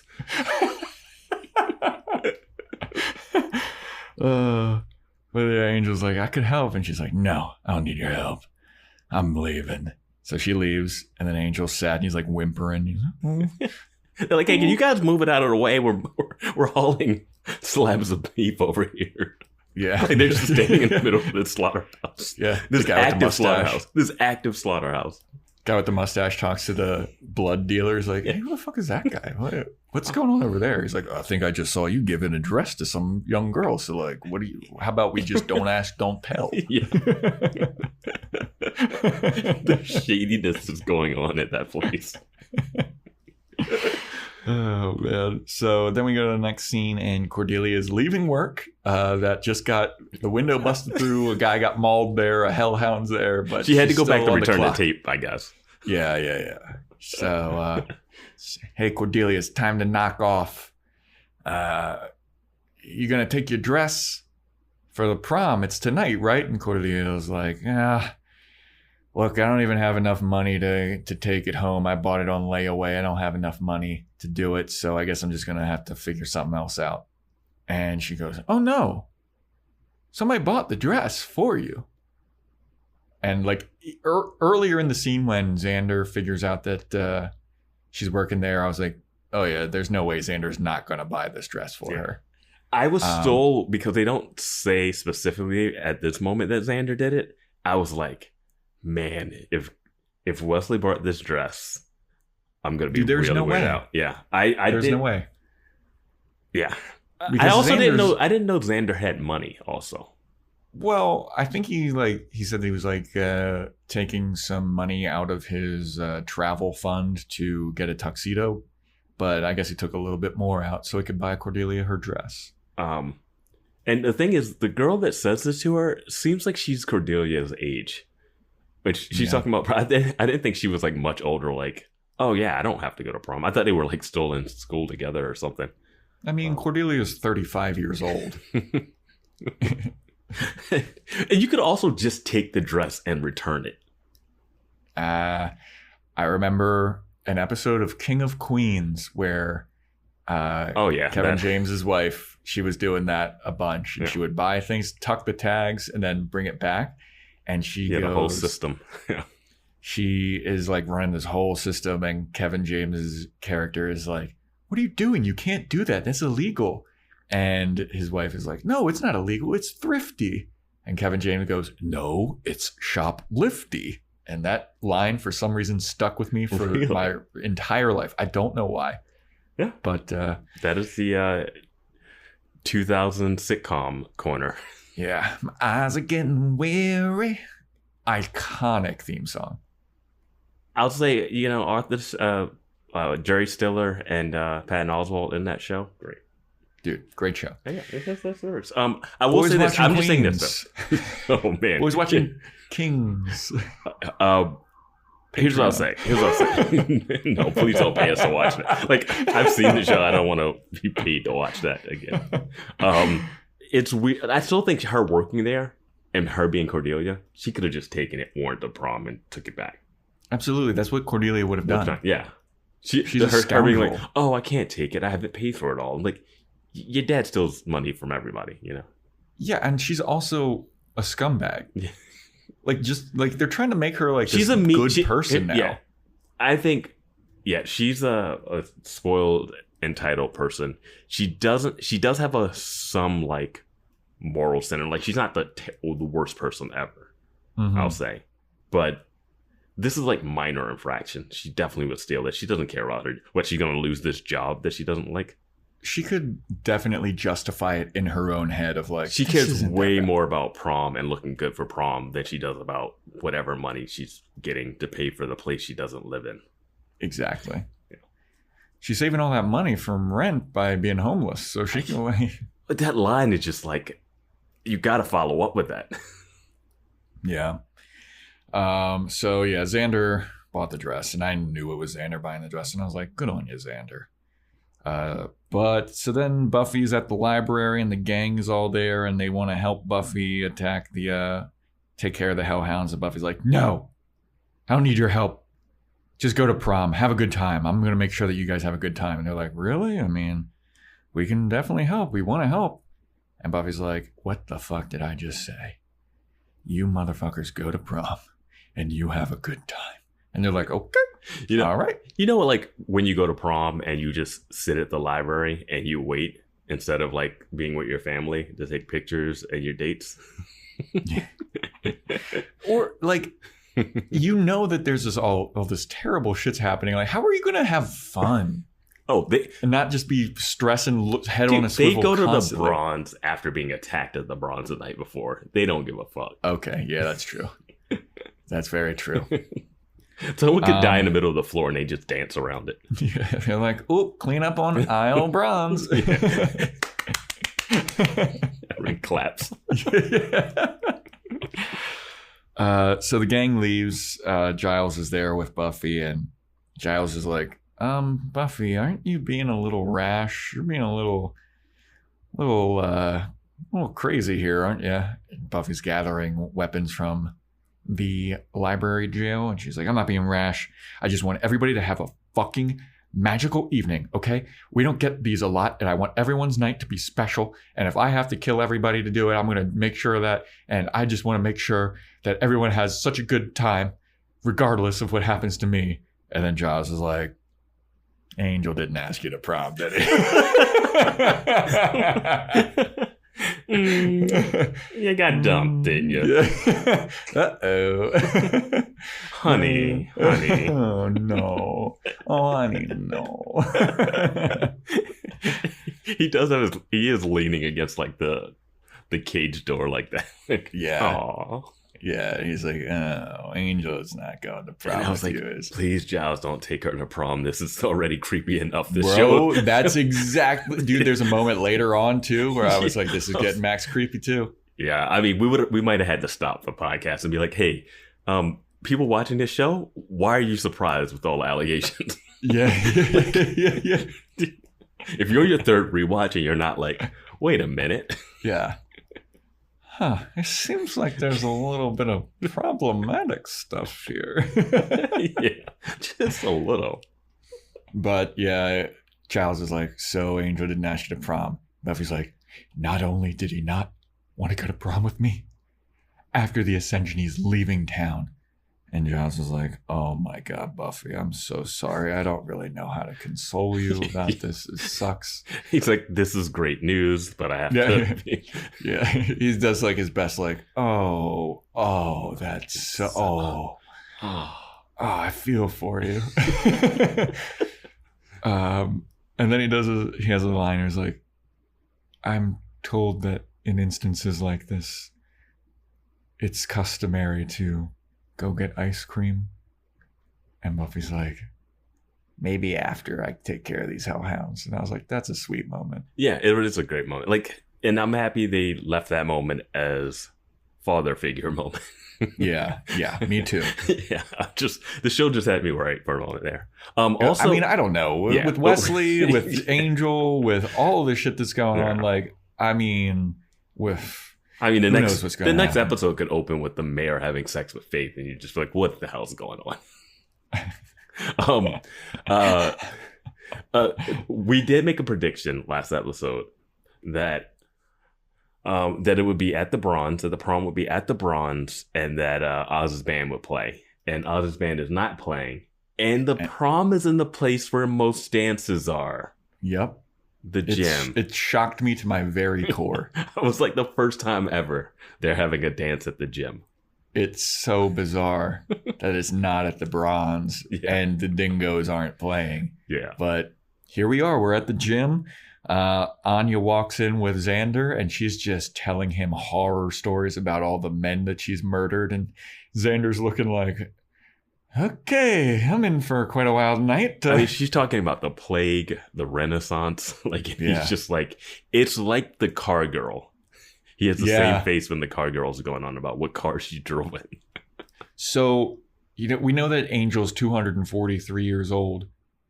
Anya is like at least 1,000 years old. I think that she mentioned a couple episodes ago she's 1,100 years old. I mean, she's giving him lectures about like all of history. Like, that's so fucking funny, dude. Yeah. Which is, I will say, with her ability, not to go too deep into wish stuff, she seems like she would have changed a ton of things in the world randomly. Yeah. It seems like the world would constantly be like she would have just rattled off so many different multiverses by making wishes. Exactly. How many different world lines has she created? Yeah. Like, my favorite anime and Vance's least favorite anime, Steins Gate, deals heavily with like this butterfly effect, world lines. Like, you change one event, like it just splinters off. Yeah. How many times has Anya fucked with the reality of the world? Like, what reality are we living in this universe, you know? And it seems like she goes to whatever reality she creates because she went to the other one. Dude, I feel like there's got to be a YouTube video, and I can't look it up because it might have spoilers, but there's got to be a YouTube video about like how powerful secretly Anya is. Oh, yeah. Because she's got to be like a mega powerful fucking demon. The demon that gave her the power to be able to make these wishes is the real power. I mean, she could have her own like one-off like comic book series or something. She's not that powerful because in that episode Doppelgangland, they were able to just reverse it really quick. They were just able to send someone back into a multiverse like it was nothing. That's true. Yeah, they just like broke a plate and they was like, all right, we're good. All right, yeah. We'll send her back to her fictional reality. Yeah, I thought that reality got erased. I know. Whatever. We can't go down that rabbit hole. Yeah, we can't. That'd be too much. So yeah, and then Wesley and Giles are at the prom and they're chaperoning. And they're talking about like, oh man, look at all these teenagers. Kind of reminds me of our days as young gentlemen. And I don't know what they're talking about. Are they talking about the Watchers Council here? I actually went back and rewatched it because I was like, what is it? Because I was like, I Wesley is a big creep. Yeah. Big weirdo. Well, I think they all went to like an all boys preparatory school or whatever with no girls or something like that. And then Wesley starts to say like, yeah, but then or when you have the underclassmen dress up as girls and get on stage and Giles just looks at him and he was like, nothing. And it was just like kind of like Giles, like a hazing thing kind of, but the it joy like Giles had no idea what he was talking about though too. No, I think Giles knew like, you guys, you creepy frat bro, like that kind of thing. Okay. He was about to tell the story of like how they hazed them and had the guys dress up like girls and do something on stage. And like Wesley's super cheery about it. Like it's a fond memory of like a funny time. And Giles is like, no. Shut the fuck up, Wesley. Yeah, you Burke. I thought that they were talking about like going to a Watchers University. Like they both went there and there was like, oh, remember when we used to do this? And Giles was like, I don't know what you're talking about. Yeah, I think they all went to a Watchers all boys school because I guess Watchers are all. That doesn't even make sense if Watchers are all guys because we've had. Yeah, we had that other lady. Yeah, Gwendolyn Post. So I don't know. Okay, I just thought it was preparatory. I don't know. I don't know the full details, but something like that, like an all boys school hazing type situation. Yeah. Then Cordelia shows up in that dress, and she is looking very fine, and so fine that Wesley, who is eating some kind of like taco, he's like, "Ooh, this sauce is hot," and then he sees Cordelia and he just like starts choking because she's so hot, and he's like, "Very hot, just creepy as fuck, dude." When I can't remember prom, but did the teachers dress up in full tuxes? Mine did. Okay. They wore tuxedos and the women wore dresses. Yeah. That makes sense. Why not? It's a night out for them a little bit. Where was your prom? It was at some like, I feel like it was like a hotel's ballroom or something. My junior prom was at like a hotel ballroom. My senior one was at Raven Stadium though. Oh, look at you. Yeah, we got real fancy with it. Yeah. I know my school, like they had it at like Oriole Park, Camden Yards. Like they had it at a couple different places. Like I went to a prom I loved prom. I went to so many proms, man. I would go with anybody. I went to 3. Me and my buddies, we had like a wedding crashers gang, like where if one of us got invited Dangerous Nights crew. Dude, yes. If one of us got invited to a prom, we would tell the girls, like, if you have any friends that need a date, we got you. It was me and my buddy Ray and my buddy Basile. And we went to like 10 proms in 1 year. It was fucking rad. That's why you weren't applying to colleges. You were paying for all those prom tickets. Exactly. It was sick. I bought my own tuxedo because it started to get too expensive to keep renting them. It was sick, man. I loved prom. It was so awesome. I peaked in high school. Anyway, so then Oz and Willow show up, and Willow's super nervous. She's like, I don't know, should we really be doing this? I feel really nervous. Like, there's Hellhound situation. Who knows what could be happening with the mayor, and Buffy's all alone. And Oz is like, has Buffy ever let us down before? Yeah, she's got it taken care of. And then Willow's like, yeah, you know what? Okay. Yeah, he's super chill. Like, yeah, I mean, yeah, I guess. You know what's weird? I think Willow is a little more concerned about her friend in the breakup than she is about her dying from Hellhounds, you know? Right? Yeah. It's so bizarre, dude. Yeah. So then Wesley goes up to Cordelia, and he's like, my, you look beautiful, dashing. Talk about smashing. And Cordelia's like, thanks, you look pretty good in your tuxedo, too. And then they walk away, like, hand in hand, arm in arm. Arm in arm. I wrote that down, and I was like, how? Who? Where are the rest of the teachers? Is anyone seeing this? Where is Snyder? Also, a huge question is that I don't understand. I mean, maybe production, casting, he was busy. They couldn't actually have him. But it seems weird to not have Principal Snyder at the prom. Yeah, just being like, any of you on drugs? Yeah. Are those drugs? Yeah. Is there drugs? Is there alcohol in the punch? Yeah, just standing next to the punch. Who's spiking the punch? Like, yeah. But nope. He would have been just so fun in this episode, man. He would have. It would have been great. So fun. But instead, we just get Wesley fucking macking on Cordelia, a guy that I guess everyone assumes is a teacher. So Cordelia was going to go to the prom by herself? Right? Who else is she going to go with, though? Because she's trying to fuck Wesley.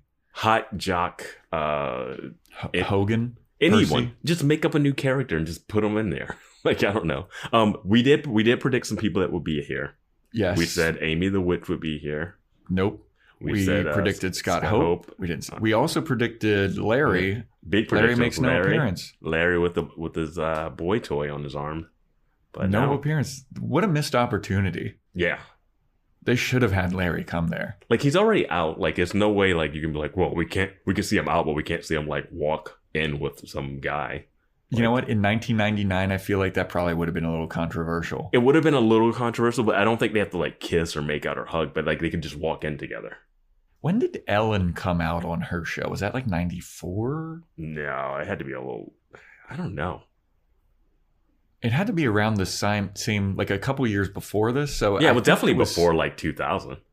Yeah. It was still a little taboo to be gay on TV at this time, I think. But this show is the, like, you know, it's got a huge following. And they've already done it. Like, they've made this guy come out. He's openly out, not just closeted out.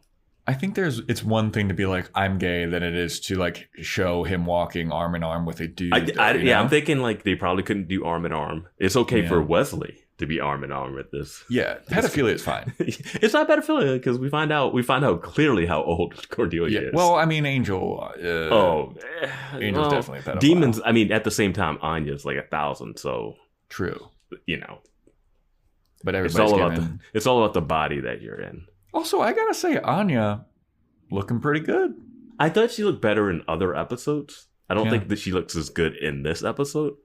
But it's an interesting thing we got going on here.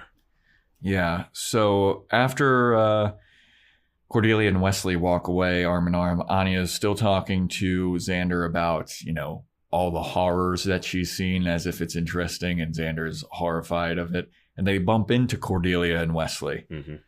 And they're like, wow, hey, look at you guys. You look great. Xander's like, Cordelia, you look really good in that dress. And then she slyly is like, thank you so much, Xander. Thank you so much. Like, very genuine thank you. And Xander's like, don't worry about it. I wouldn't have let you out to dry on prom night. And it was like, fuck yeah, Xander. Dude, the best Cordelia is when she's with Xander. Yeah. That's when, like, the little walls get broken down a little bit. She still says dumb stuff. She's still entitled and spoiled. But, like, you can see that there's, like, something good beneath her. But you can't make me feel bad about her for, like, losing her money and being mean and having to do stuff that most people have to do. That stuff doesn't get me. But, like, her just, like, him cheating on her, like, was a real, like, dude, like she went on a limb for you. Yeah, and now we bought her a dress, so we're even. I thought Wesley was gonna flip out during this scene. Dude, he was like looking back and forth, like all jealous. Like, I'm like, what do you want? When you're at that level where you're jealous of, when you're at that level where you're jealous of the two teams, you got to like take a step back and be like, this isn't right. Also, does Wesley know that Anya is a demon? Was he in that episode? I don't think. I don't know. He knows Angel's a vampire. Wait. No, he was in Doppelgangland, though. He was in Doppelgangland. Yes, he wasn't there when they did the spell back, but I'm sure they filled him in. Yeah. She still goes to school, which is the craziest part. Like, that's so dumb. They all know she's a demon, and she still walks next to them like, hey, remember that time I screwed everything up? Well, the thing is, too, she talks about, like, now that she doesn't have her power, she's starting to have all these feelings. Like, she's having the hormones of being in that body. Yeah, exactly. So I guess she did take over some other person's body. No, she took the body. Like, she said, I've took this form. Oh, okay. Yeah. Like, it's like how a lot of these demons can, like, turn into things. I think she turns into a form, and then her powers are gone, so now she can't leave this form. All right. So she has to suffer all the human consequences of that. So then we go to Giles, who's doing what Giles does at these kind of events. He's just snacking at the snack table, eating all the hors d'oeuvres. I love that about him. Yeah, he's great. That's awesome. That's like such a weird character thing. He's like, oh, snacks. And you know that Rupert Head came up with it himself just to be Rupert I get to eat all the fucking, whatever his name is, Anthony Head. Yeah. You know that he did that just so he could eat snacks on set. He's like, I'm not just limited to craft. He's like, roll that craft service table on the set. Yeah, exactly. But he's enjoying it, and he's looking around. And he looks around, and then he sees our boy Jonathan make an appearance with a lady that's taller than him, walking hand in hand with her. And then we cut back to Giles, and he's like, my fucking man. Yeah. My dude, Jonathan, get it, boy. Jonathan with this girl, and she's taller. She's wearing this red dress. She stands out, looking good. Both of them looking good. Walking in, looking great. And it's weird because the framing of that shot, it had to be like I don't know, like it's too much space on the right side that it's is because you see the doorway, and they don't walk towards where Giles is looking. It's like Giles is looking for Buffy or someone to come in through the doorway. Yes. And it might be a weird edit where they just took the footage before she walked in and was like, oh, let's just cut back to Giles and make it look like...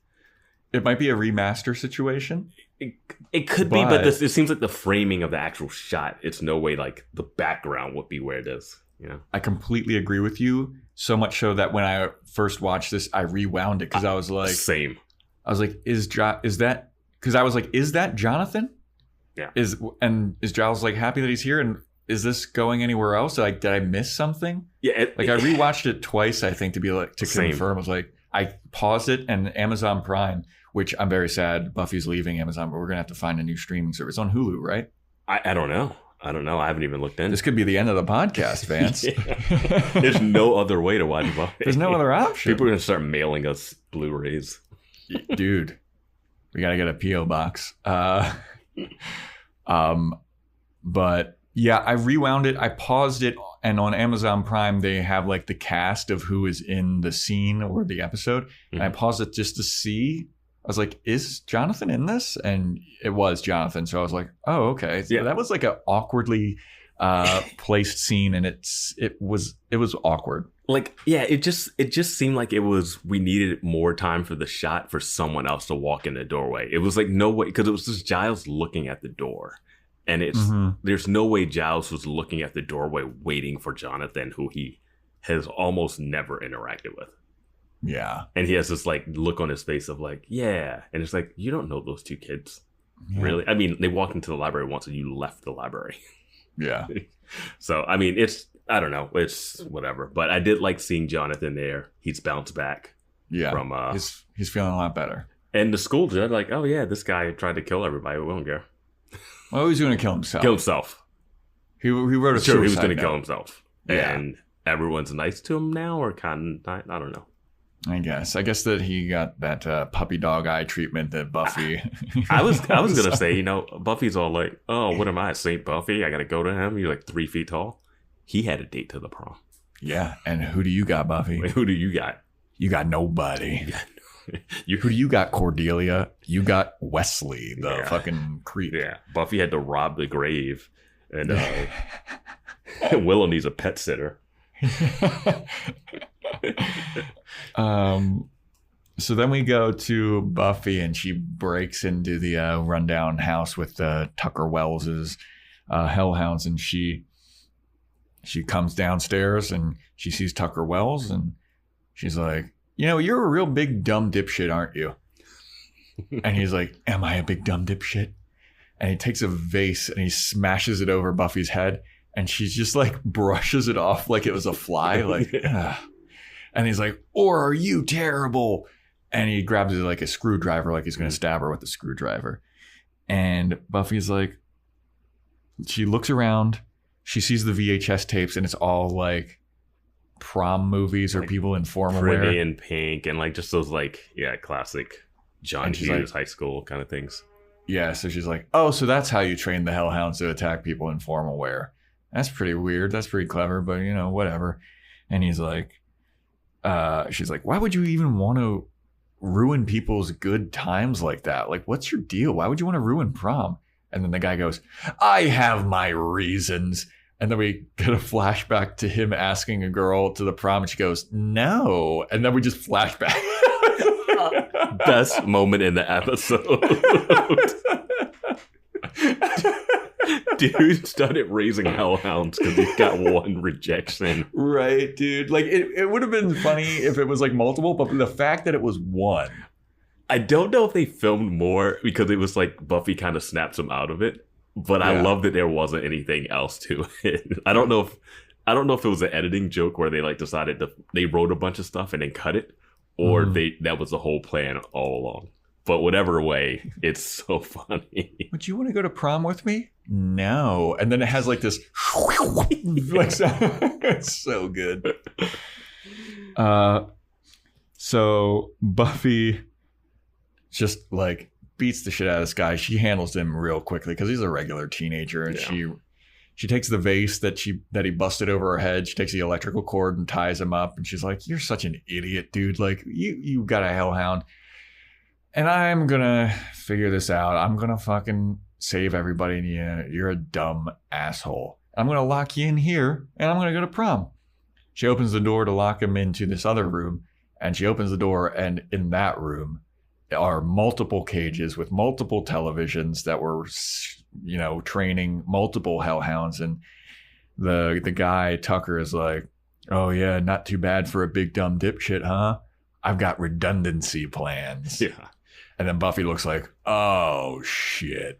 He's like, they're already on their way to the prom. And I do love having the redundancy. I don't know why he has the one, his favorite, sitting out in the hallway.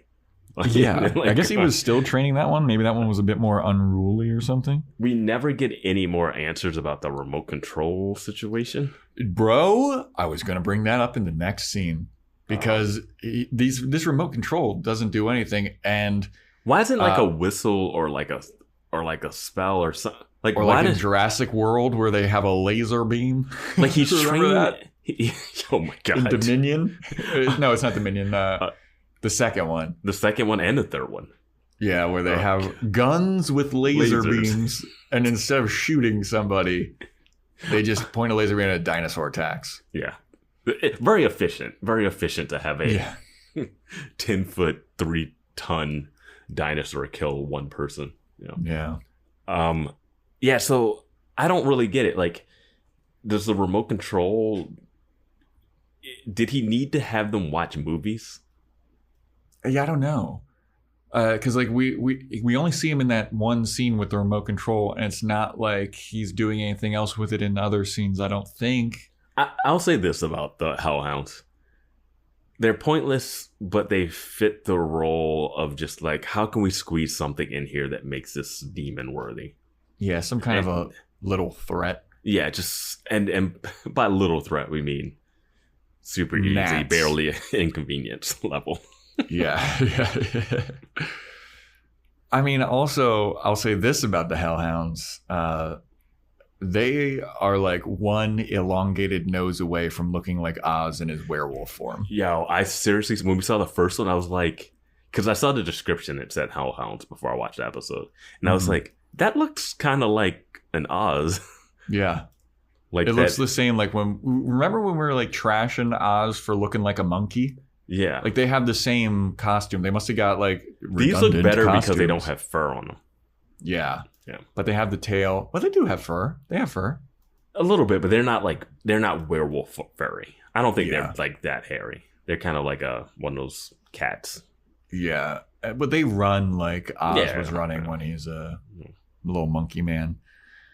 So yeah, Tucker's like, we already got a bunch of Hellhounds on the way, and then we cut to the Hellhounds, running through the streets of Sunnydale, just walking around for anyone to see, taking their sweet ass time. Yeah, because who knows how far away this rundown house is from the prom site? Well, they had a head start on Buffy. True, and Buffy catches up with them. Yeah, Buffy catches up with them. Not only does she catch up with them, she has time to stop and go get a duffel bag of weapons, unless she already had Well, she that had with the her. Duffel bag of weapons. Okay. Remember when she's talking to Giles about ice cream? She was loading. Oh, you're right. You're right.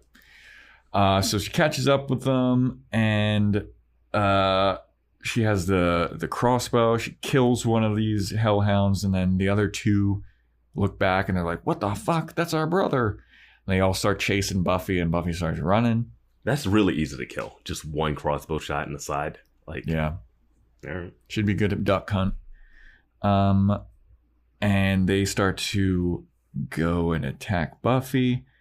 And then as they're chasing Buffy, they stop because they hear music. They hear Good Times music. I forget what song it is.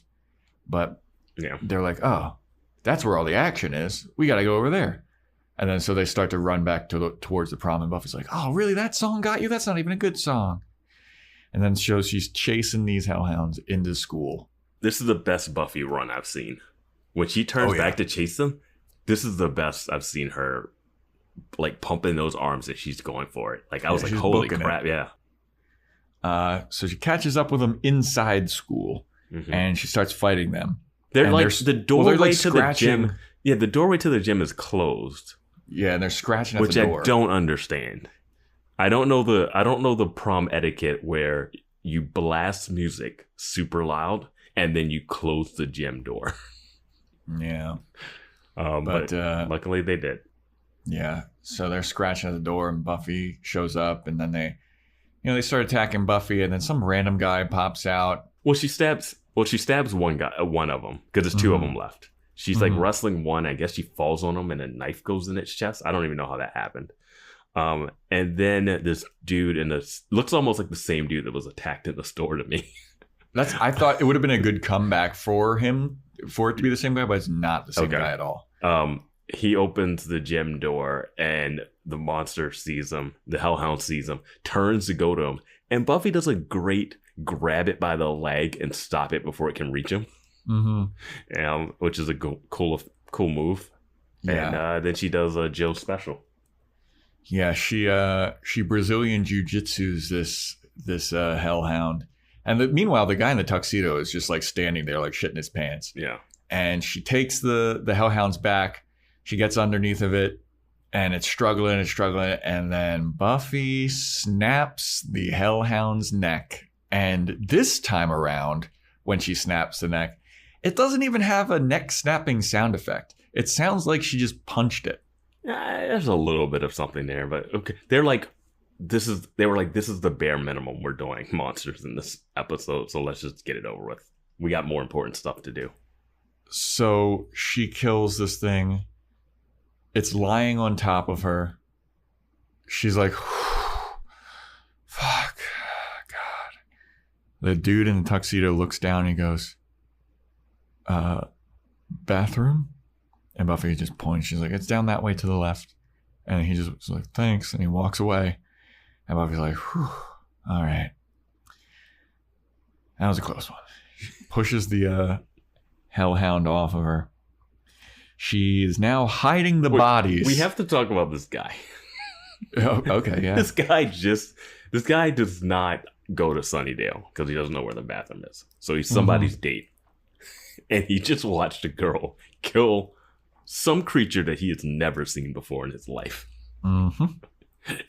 And he's not, he's a little freaked out, but he's not as freaked out as you think someone would be in a situation like this. And you know what? He gets a good look at this hellhound because he's like, it jumped at him and it's lying on top of her. It's lying on top of her. Like Buffy isn't even obscuring this thing, and there's another dead one with the sword, with the knife in his chest. Like Buffy doesn't even try to come up with like some kind of excuse, or like she doesn't even come up with one of her bullshit lies. She's just like, bathroom's that way, which is great. Yeah. We just have to note that. We just have to note it. That guy's gonna go back to his school, fucking daily son, and he's gonna be like, "Yo, I went to fucking Sunnydale's prom, bro. Wow, they got some crazy shit going on. What? You had a death sentence? That's why they can't get dates." So now Buffy is dragging the bodies of these hellhounds into the bushes. She's hiding the bodies.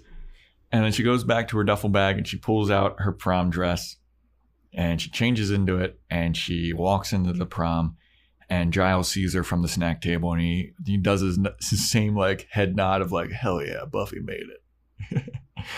And Oz and Willow see her and they're excited, and they're all like, yeah, you finally made it. I guess everything's cool. And she's like, everything's cool. We get to have a fun prom, everybody. And then they're like, all right, awesome. And then we like kind of fast forward through the prom to the awards ceremony. And there's some dude up on stage and he's like, all right, class of 99, you voted. You voted for who's class clown. And the winner is, and then you see Xander in the crowd, like crossing his fingers, like, oh, it's got to be me. It's got to be me. It's like, and the winner is Jack Mayhew. And Xander's like, what? And then Jack Mayhew comes through the crowd with like a balloon animal hat on. And he's like, yeah, yeah, yeah. And that is exactly who class clown would be. Especially at this school. Just some big douche. Like, class clown is barely anybody that's like actually funny. It's always somebody that's just like, is that a real award? Anchorman. Is that a real? No, not at a fucking prom. I was like, that's like a random yearbook thing that the teachers are like, don't put this in the yearbook, and they're like, but we want to because it's funny. Yeah, I mean, I went to a fucking lame like all boys Catholic high school. We didn't have any. I think they're called like senior superlatives or whatever. Like likely to blah blah blah. We didn't do that in our yearbook. I don't think we did either.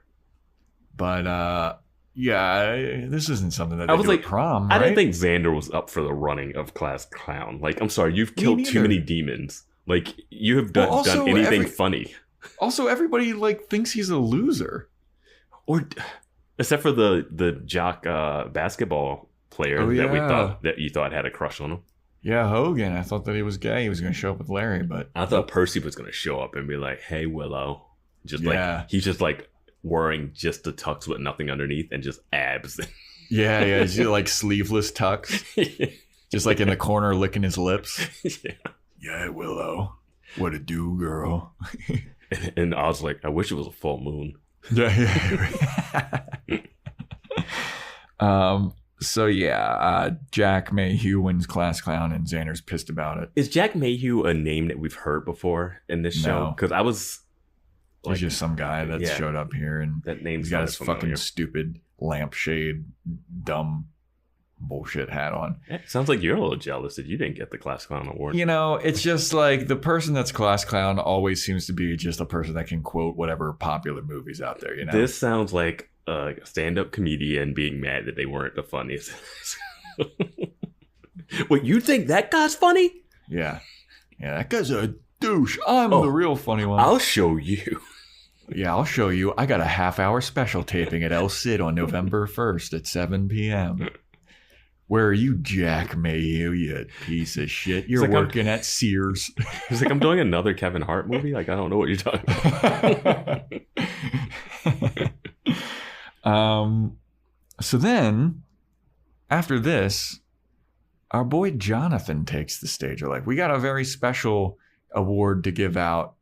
The prom committee has like made an exception. It's so funny just knowing the show that you know this is for Buffy when he comes up. Yeah. You don't know what it is, but like you just know like Buffy's getting something. Yeah. So Jonathan takes the stage and the microphone stand is above his head just to play up how short he is. And he's like, he lowers the microphone and he goes.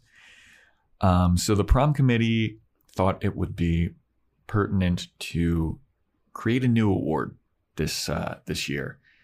We have a lot of like crazy stuff going on. Anybody that goes to Sunnydale High knows that we've got some weird stuff going on. And then people in the audience go, yeah, like zombies and hyena people and Snyder. And then like everybody laughs at the Snyder. And at this point I was like, so you all do know. Yeah. You're not all idiots. This is game. It's like game changing, but not. You know what I mean? Yeah. Like they all acknowledge that they see these things. Like they're screaming out hyena people and zombies because they all saw the zombies attack Buffy's house. Yes. and like kill people. And they saw the vampire. Like they've all seen this. Well, also like the hyena people, that shit's a deep pull. Like that's season 1.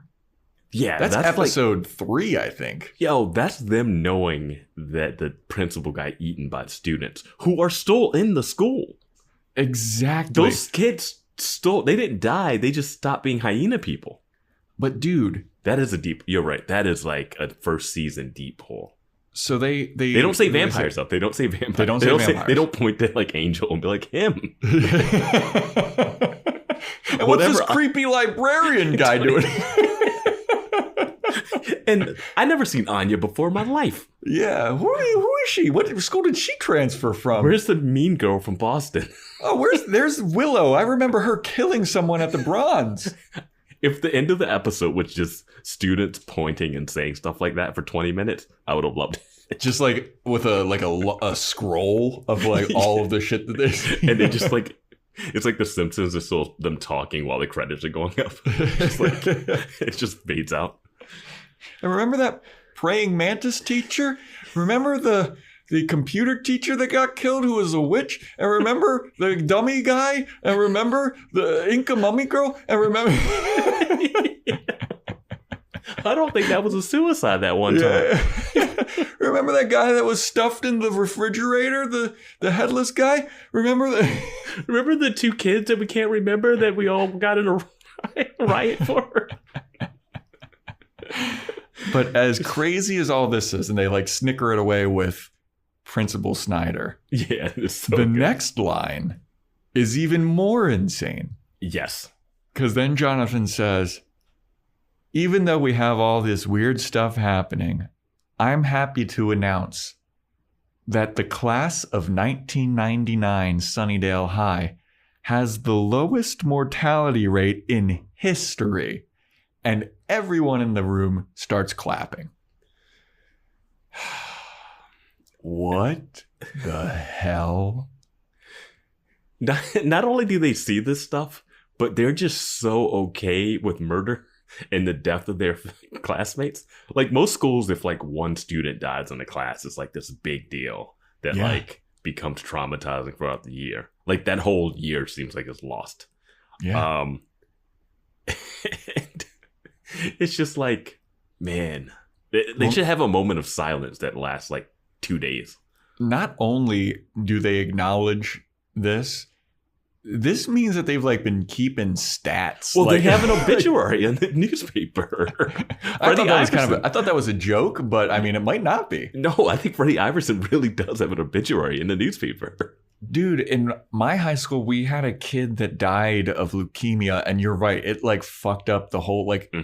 He died of leukemia in like our sophomore year, and even senior year, like as we were graduating, we had like a special like thing for his parents and shit.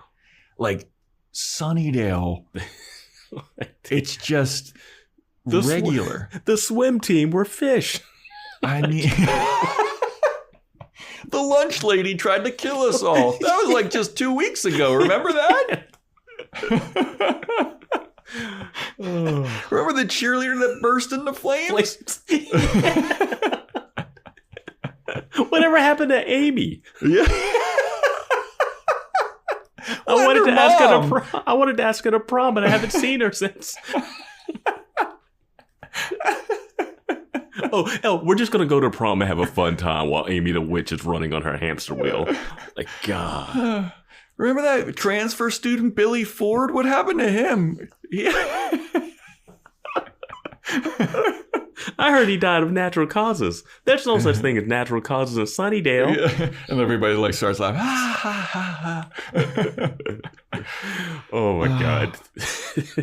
But they're like, so yeah, then Jonathan's like, and we have the lowest mortality rate, and you think that you don't have any friends, and you think that nobody notices.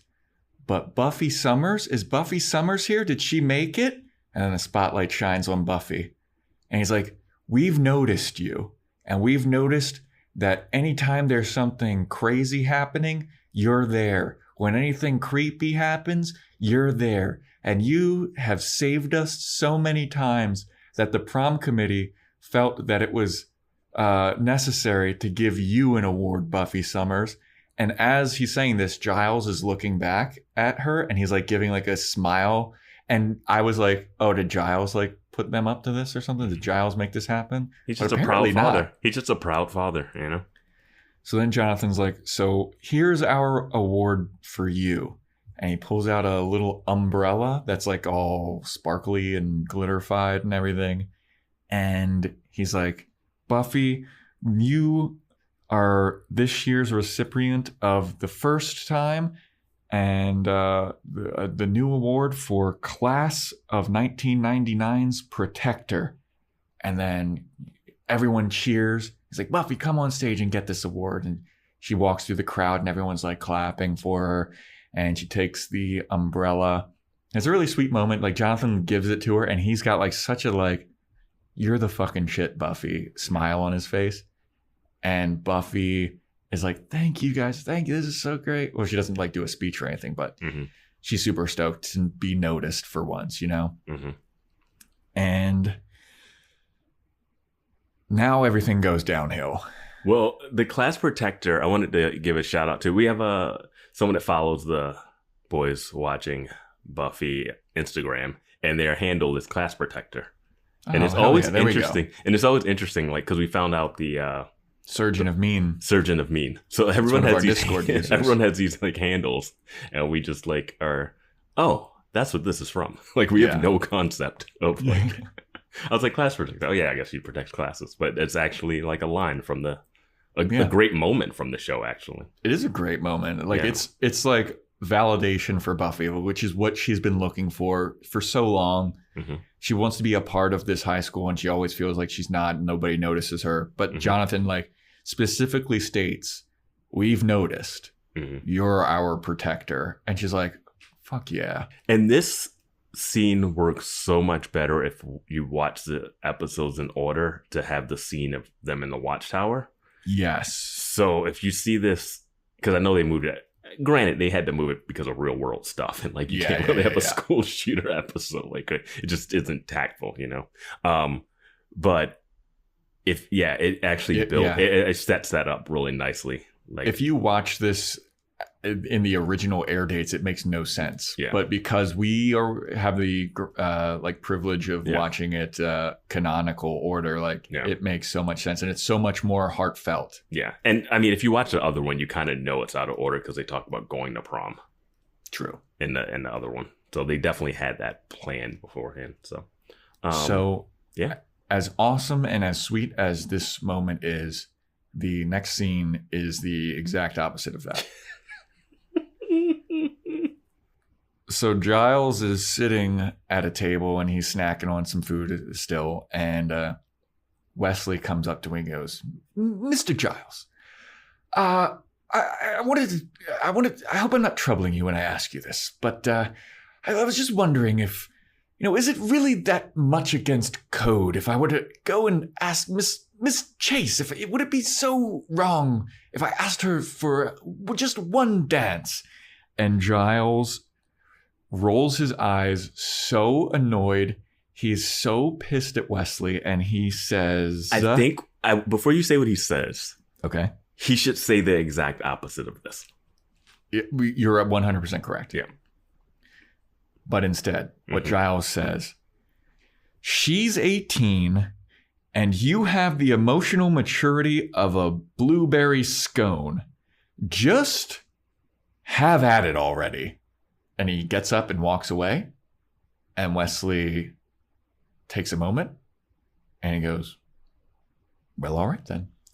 Gets up, walks over, and asks Cordelia to dance. And Cordelia accepts. And they start dancing in front of everyone. Now, the other chaperones, what are the chaperones there for but to stop chaperones from dancing with students? Dude, yes. I mean, maybe the other chaperones don't know who Wesley is. Because I mean, what is happening? What is his role in this place, dude? What is happening? That's why I need Principal Snyder to be like, say something here or something. Yeah.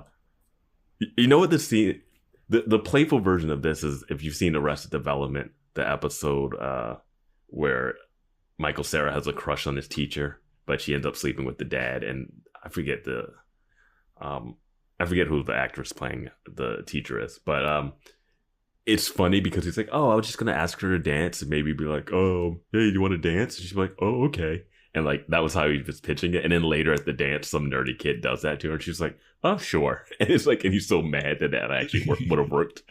But she wasn't ever gonna like sleep with her student, like they're like in high school or whatever. But like, yeah, that's a playful way to do like the puppy dog crush thing. This is just saying, oh no, this is gonna be a couple. This is gonna be a thing. We're setting up for something, I guess. Well, it's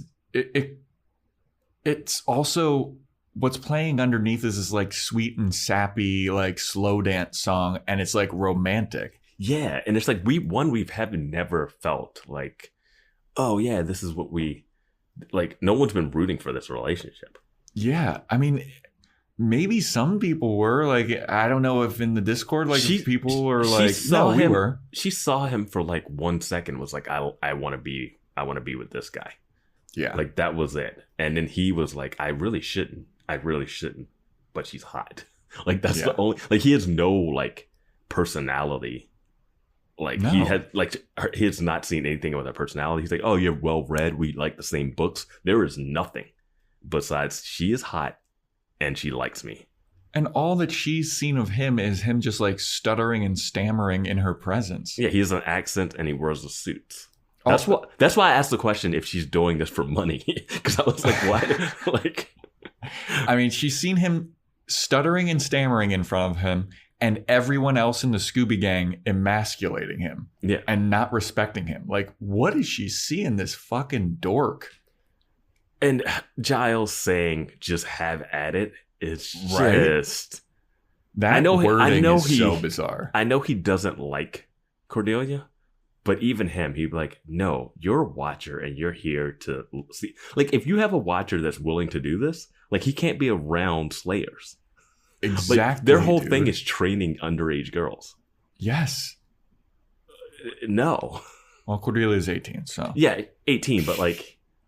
He didn't even know for sure. He was just like, he knew what he was doing was wrong. If you have to sit down and ask Giles. Well, he didn't know her age until this point. You know, like we even didn't know her age. We were like speculating. I was she's either 17 or 18. I was like, they're gonna make her 18. Yeah. But like he walked in, she walked in. He said hot, and then grabbed and walked arm in arm with her, like they were expecting to go to the dance together. I think they'd gone out on dates already too. Like, I mean, they were up in the stacks alone. Remember, he was like, "Oh, we got to figure this out by Friday." Like, yeah, I think they've actually gone out. I mean, they were up in the stacks alone together. She might live at his place. She's homeless, right? Yeah, that's true. So yeah, Wesley asks Cordelia to dance, and they start dancing, and then you pan around, and you see Xander dancing with Anya, and Anya lays her head on his chest and she goes, "This isn't bad." And I was like, wow, is Xander going to start dating Anya? Like, I think dude, Xander's taste in women, bro. No, it's not his taste in women. It's the women that come on to him. Okay, fair. That's what it is. Because his taste in women is Buffy, Willow, true. Cordelia. Like, the main crew is the ones he's been after. But then he had Mummy Girl. She went after. He did like Mummy Girl. But Mummy Girl was into him. Praying Mantis Lady. Praying Mantis Lady was... Mummy Girl. Faith, the murderer. Faith, the murderer, just wanted a fun time. Now, Anya, the man-hating demon. I gotta say, though, man, he's cleaning up for being Xander. I know. For being such a loser, like, according to everyone, he's doing well. And there's been moments where I'm like, is he and Buffy going to hook up? Like, there's been those little close calls, yeah. Dude, there was that one episode where it was like he made out with Willow, he was dating Cordelia, and then, like, he held Buffy in his arms, and there was, like, a moment where it was like, is this going to happen? And then even he was like, my life is getting real complicated right now. He had to break the fourth wall. Yeah. Just like... Yeah. So after they go to, they have Anya and Xander dancing. They go over to Buffy, who's like sitting there alone with her umbrella. And Giles comes up to her. And this is when I went, oh, yeah. No. If he said, may I have this dance? I think that's when Amazon was like, yeah, we can't handle this anymore. Yeah.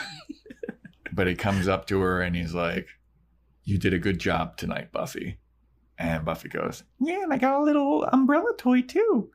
And he goes, you know, I just want you to know, like, I'm really proud of you and the woman you've become.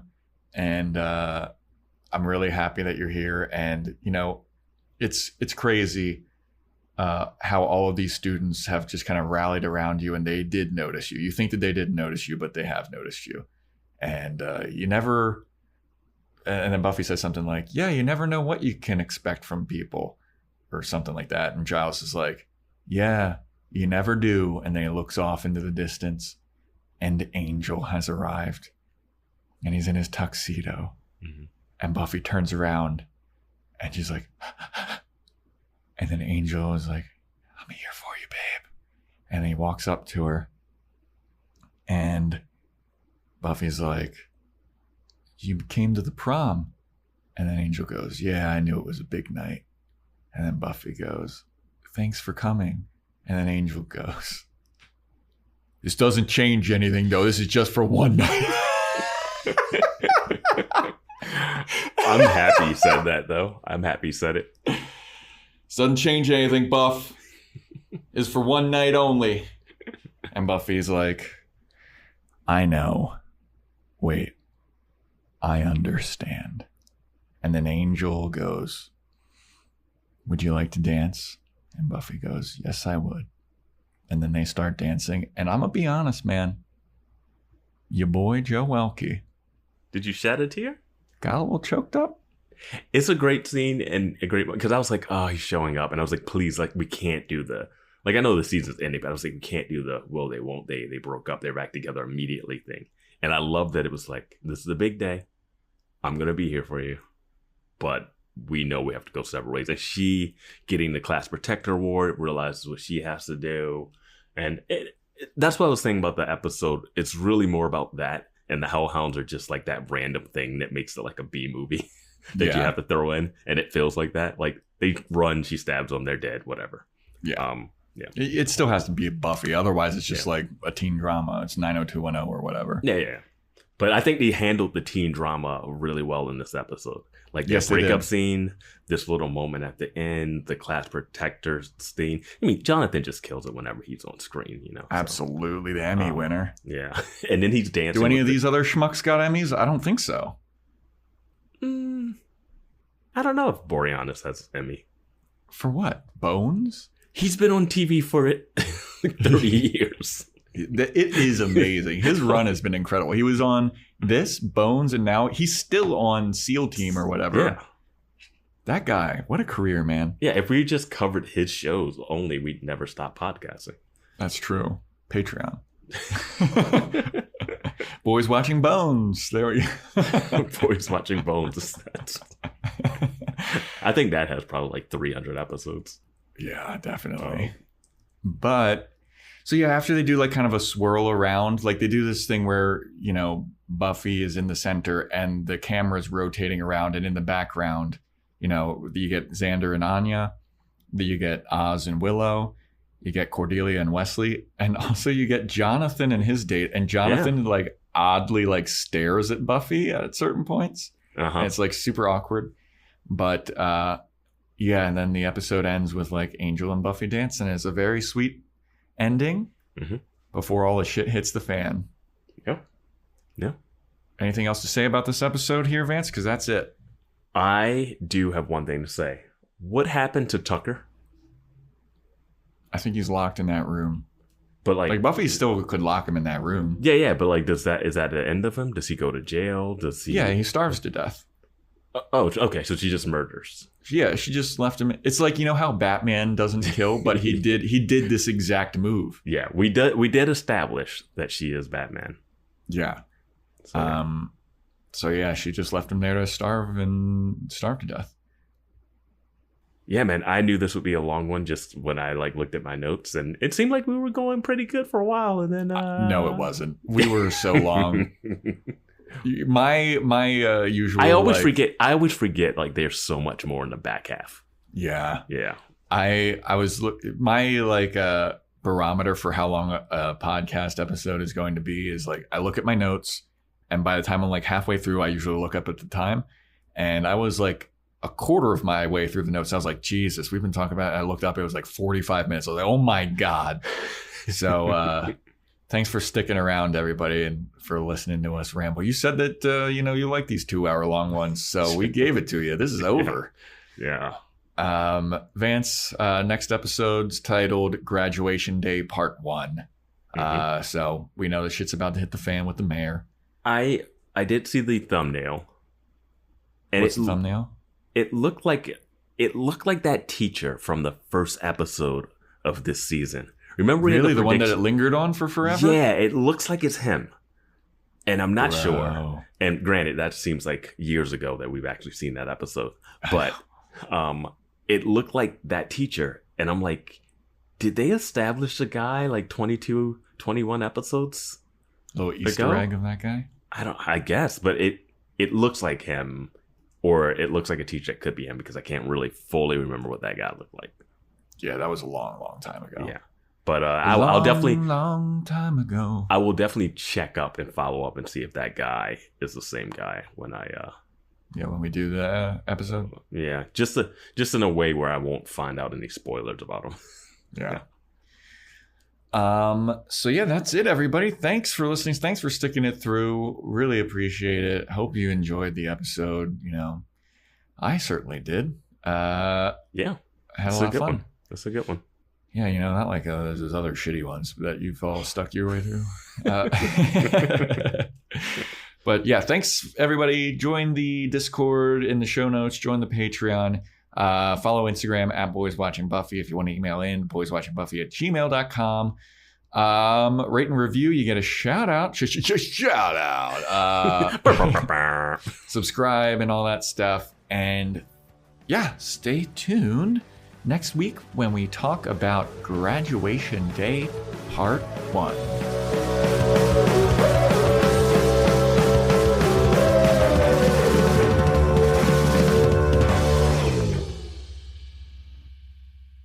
And I shall be wearing pink taffeta, as chenille will not go with my complexion. Can we please talk about the Ascension?